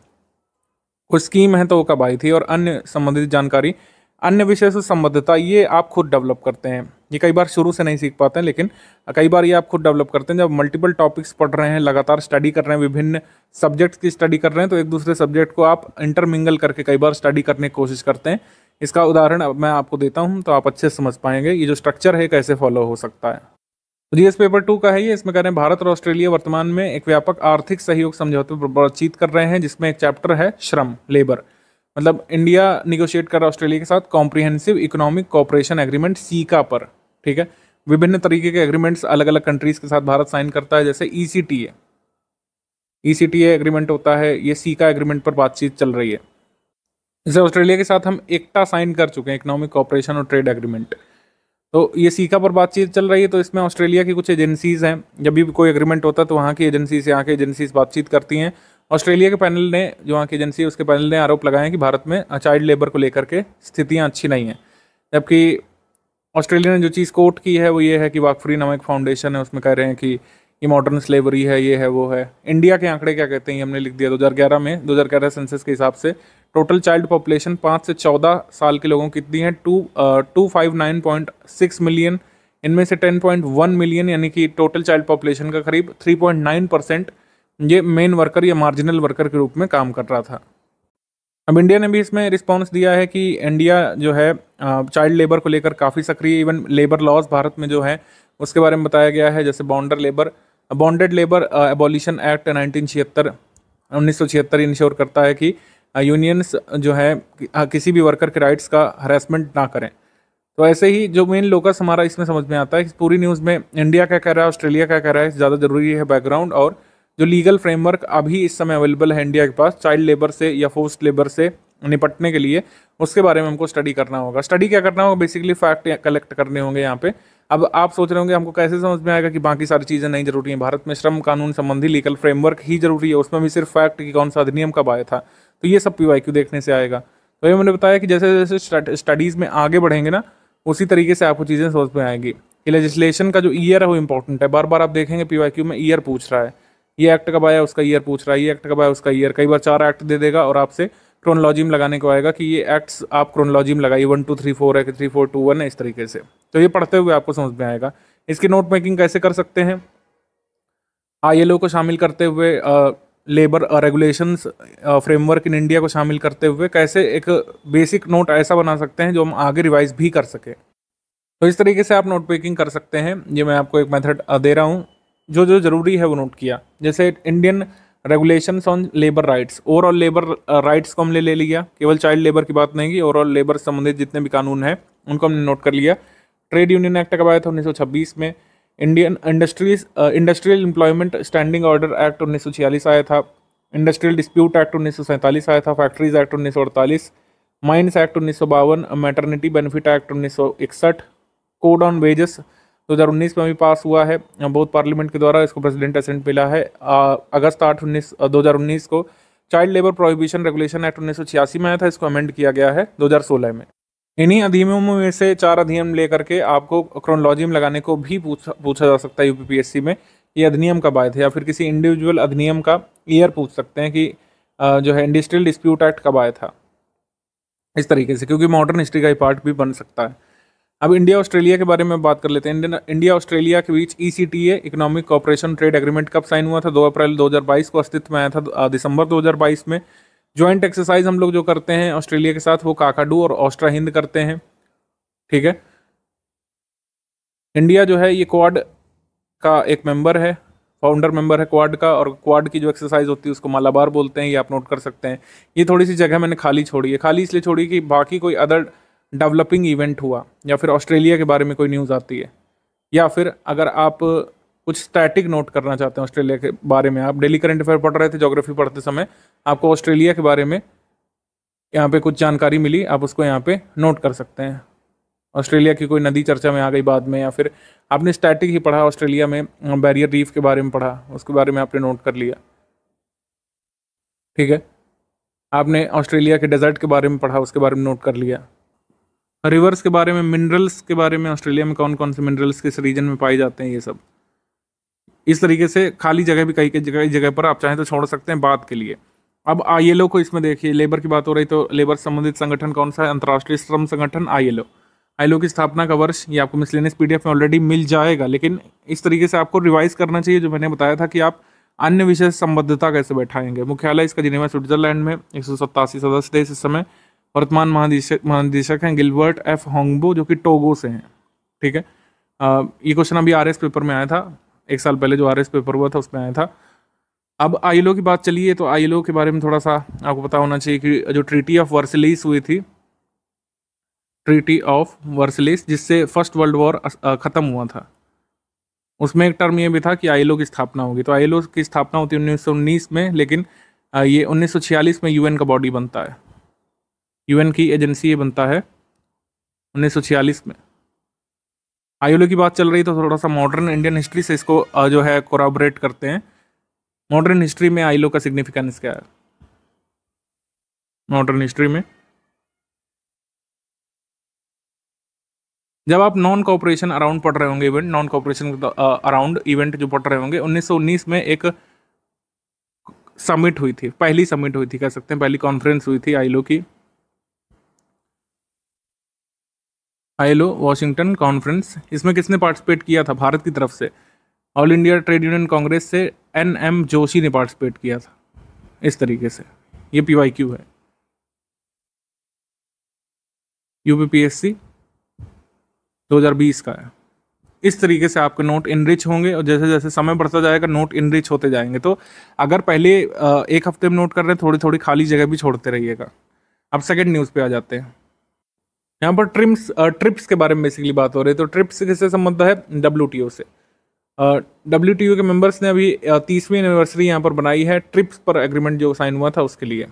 आपको पता होना चाहिए, या फिर धीरे धीरे आप सीखेंगे, मिसलेनियस की PDF में देखेंगे कि सीरीज ऑफ एग्रीमेंट्स जो हुए थे, करीब 6 एग्रीमेंट्स हुए थे WTO के बनने से पहले।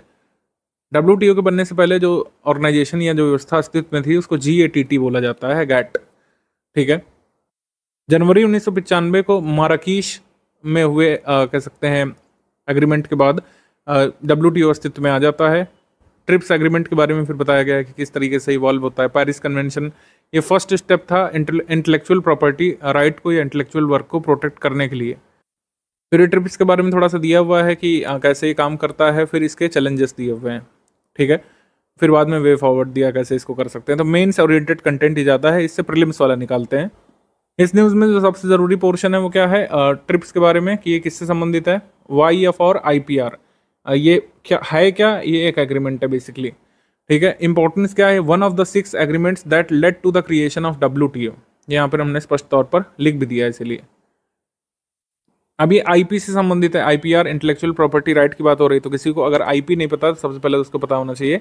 Intellectual property is associated with human brain applied for creativity and invention. Creativity and invention दो टर्म इंपॉर्टेंट है। Various efforts in input of man power, time, energy, skill, money are required to invent और create something as per law. Legal right और monopoly right are given to creator और innovator to harvest the economic benefit of their invention और creation. कहने का मतलब है कि अगर कोई इन्वेंशन करता है, किसी चीज़ का कोई आविष्कार करता है, तो उसको एक मोनोपोली मिलती है या फिर लीगल राइट मिलता है कि उस इन्वेंशन से जो भी पैसा वो बनाना चाहे या फिर जो अदर तरीके का बेनिफिट वो कमाना चाहे, इसका मोनोपोली उसके पास रहेगा, कोई दूसरा उससे छीन ना ले या फिर उसके क्रिएशन को चोरी ना कर ले। बाकी WTO के बारे में लिख दिया थोड़ा सा। 1 जनवरी 1995 को माराकीश समझौते के तहत अस्तित्व में आया था। 123 नेशंस ने इसको साइन किया था। 15 अप्रैल 1994 को GATT को इसने रिप्लेस कर लिया था, general agreement on trade and tariff. अभी भी देखिए मेरे A4 साइज के कागज में इतनी जगह बची हुई है कि 2 टॉपिक आसानी से नोट किए जा सकते हैं। अगर कभी भी कोई देश के बारे में अगर चीज़ नोट कर रहे हैं, जैसे वियतनाम के बारे में अगली न्यूज़ है, तो वियतनाम का आपको मैप जरूर स्टडी करना है, ठीक है। मैप अपने रूम में जरूर लगा होना चाहिए। हर एस्पिरेंट के पास एक मैप तो होता ही है, होना चाहिए आपके पास, और उसको पढ़ना भी है। सिर्फ लगे के लिए लगाने के लिए नहीं होना चाहिए कि घर में लगाया गया, कमरे में लगा है या टेबल के पास लगा है। उसको पढ़ना भी है, अध्ययन करना है कि अगर वियतनाम चर्चा में है, वियतनाम के बारे में बाकी चीज़ें तो ठीक है, लेकिन रिवर्स कौन कौन सी वहाँ पे जरूरी वाली हैं, और क्या वहाँ पे कोई इंपॉर्टेंट माउंटेन या वोल्केनो है, वो सीमा साझा कर रहा है, किस देश से सीमा साझा कर रहा है, या फिर किस नदी से मतलब माफ़ कीजिएगा किस ओशन से या किस सी से लगा हुआ है, वहाँ पर क्या कोई लोकल विंड भी बहती है, वहाँ पर क्या इंपॉर्टेंट मिनरल्स भी पाए जाते हैं। हालांकि ज्योग्राफी में सब अलग से पढ़ना है, लेकिन जब आप ज्योग्राफी पढ़ चुके होंगे तब डेली करंट अफेयर में जो चीज़ आएगी उससे आप रिवाइज करेंगे। इस तरीके से जो है नोट मेकिंग की जाएगी और इस तरीके से की जानी चाहिए। वियतनाम के बारे में जैसे इसमें बात कर रहे हैं हम लोग, वियतनाम को आपको अपने मैप में देखना चाहिए। वियतनाम की जो कैपिटल है वो हनोई है, हनोई, ये आपको लर्न करना है। ये किसको फेस कर रहा है? अपने ईस्टर्न साइड में साउथ चाइना सी को। बॉर्डर किसको कर रहा है? कैम्बोडिया को कर रहा है, लाओस को कर रहा है, और चाइना को भी बॉर्डर कर रहा है। तो ये आपको इसमें लर्न करना है। तो इस तरीके से आपको डेली 5-6 घंटे की स्टडी अब शुरू कर लेनी चाहिए। प्रारंभिक परीक्षा हो यानी प्रीलिम्स एग्जाम या मुख्य परीक्षा मेंस एग्जाम हो, दोनों की ही अप्रोच अलग अलग होती है, लेकिन स्टडी दोनों में ही आपको कॉम्प्रिहेंसिवली करना पड़ेगा। तो लोग मेंस ग्रुप में आपको हमने बता दिया कि आपको सेकंड स्टेज ऑफ प्रिपरेशन में मेंस का देखना शुरू कर देना चाहिए। बाकी कोई भी आपका डाउट है, जो लोग फुल पेड ग्रुप में है वो अपना डाउट कहाँ पूछेंगे, मैंने बताया। आप अपने डाउट क्लियरेंस वाले ग्रुप में अपना डाउट पूछेंगे और विद इन 6 आवर्स एडमिन आपको रिस्पॉन्ड करके आपका डाउट सॉल्व करने का पूरा प्रयास करेंगे। आपको वीडियो फॉर्मेट में, पिक फॉर्मेट में, जैसे भी पॉसिबल होगा आपको डाउट सॉल्व करके देंगे। आपका डाउट बशर्ते UPPSC प्रीलिम सिलेबस से संबंधित होना चाहिए। अगर आपका डाउट ऐसे ग्रुप का है जिसमें डिस्कशन ग्रुप का सपोर्ट नहीं है, जैसे टेस्ट सीरीज वाला ग्रुप है या फिर ओनली स्टडी मटेरियल वाला ग्रुप है, तो आप इस गिवन नंबर पर स्क्रीनशॉट के साथ अपना डाउट भेज सकते हैं। 24 आवर्स के भीतर इस डाउट को भी सॉल्व करने का पूरा प्रयास हमारी टीम करेगी। अच्छा, PYQ के बारे में आपको एक चीज़ क्लियर कर दूं कि जितने भी स्टडी फॉर सिविल सर्विस की PYQ कंपाइलेशन है, एक ही है, हमने दिया है, टॉपिक वाइज है, और एक आपको दिया है अब पेपर वाइज, तो पहले पेपर वाइज देखिएगा फर्स्ट स्टेज ऑफ प्रिपरेशन में, सेकंड स्टेज में टॉपिक वाइज जो दिया है वही पढ़िएगा यहाँ पे। अदर कोई पब्लिकेशन की बुक ना पूछिएगा हमसे, ना ही कोई हम रिकमेंड करते हैं, क्योंकि उसमें बहुत ज़्यादा कन्फ्यूज़न है। कई सारे नॉन रिलेवेंट PYQ डाले हैं, अदर स्टेट पीसेस के और अदर एग्जाम के भी PYQ उसमें ऐड कर दिए हैं, जो कि ज़रूरी नहीं है।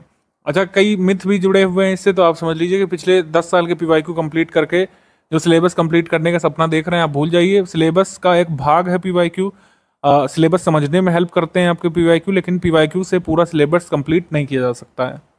तो PYQ आपको विषयों को समझने में हेल्प करेगा, हमारे स्टडी मटेरियल को कंप्लीट करने में हेल्प करेगा और विभिन्न तरीके से आपको लाभ पहुंचा सकता है। लेकिन सिर्फ PYQ के भरोसे आप अपना प्रीलिम्स का एग्जाम क्लियर नहीं कर सकते हैं, इसको समझिए और जो स्ट्रैटेजी बनाई गई है उसी हिसाब से फॉलो करना यहाँ पे शुरू कर लीजिए।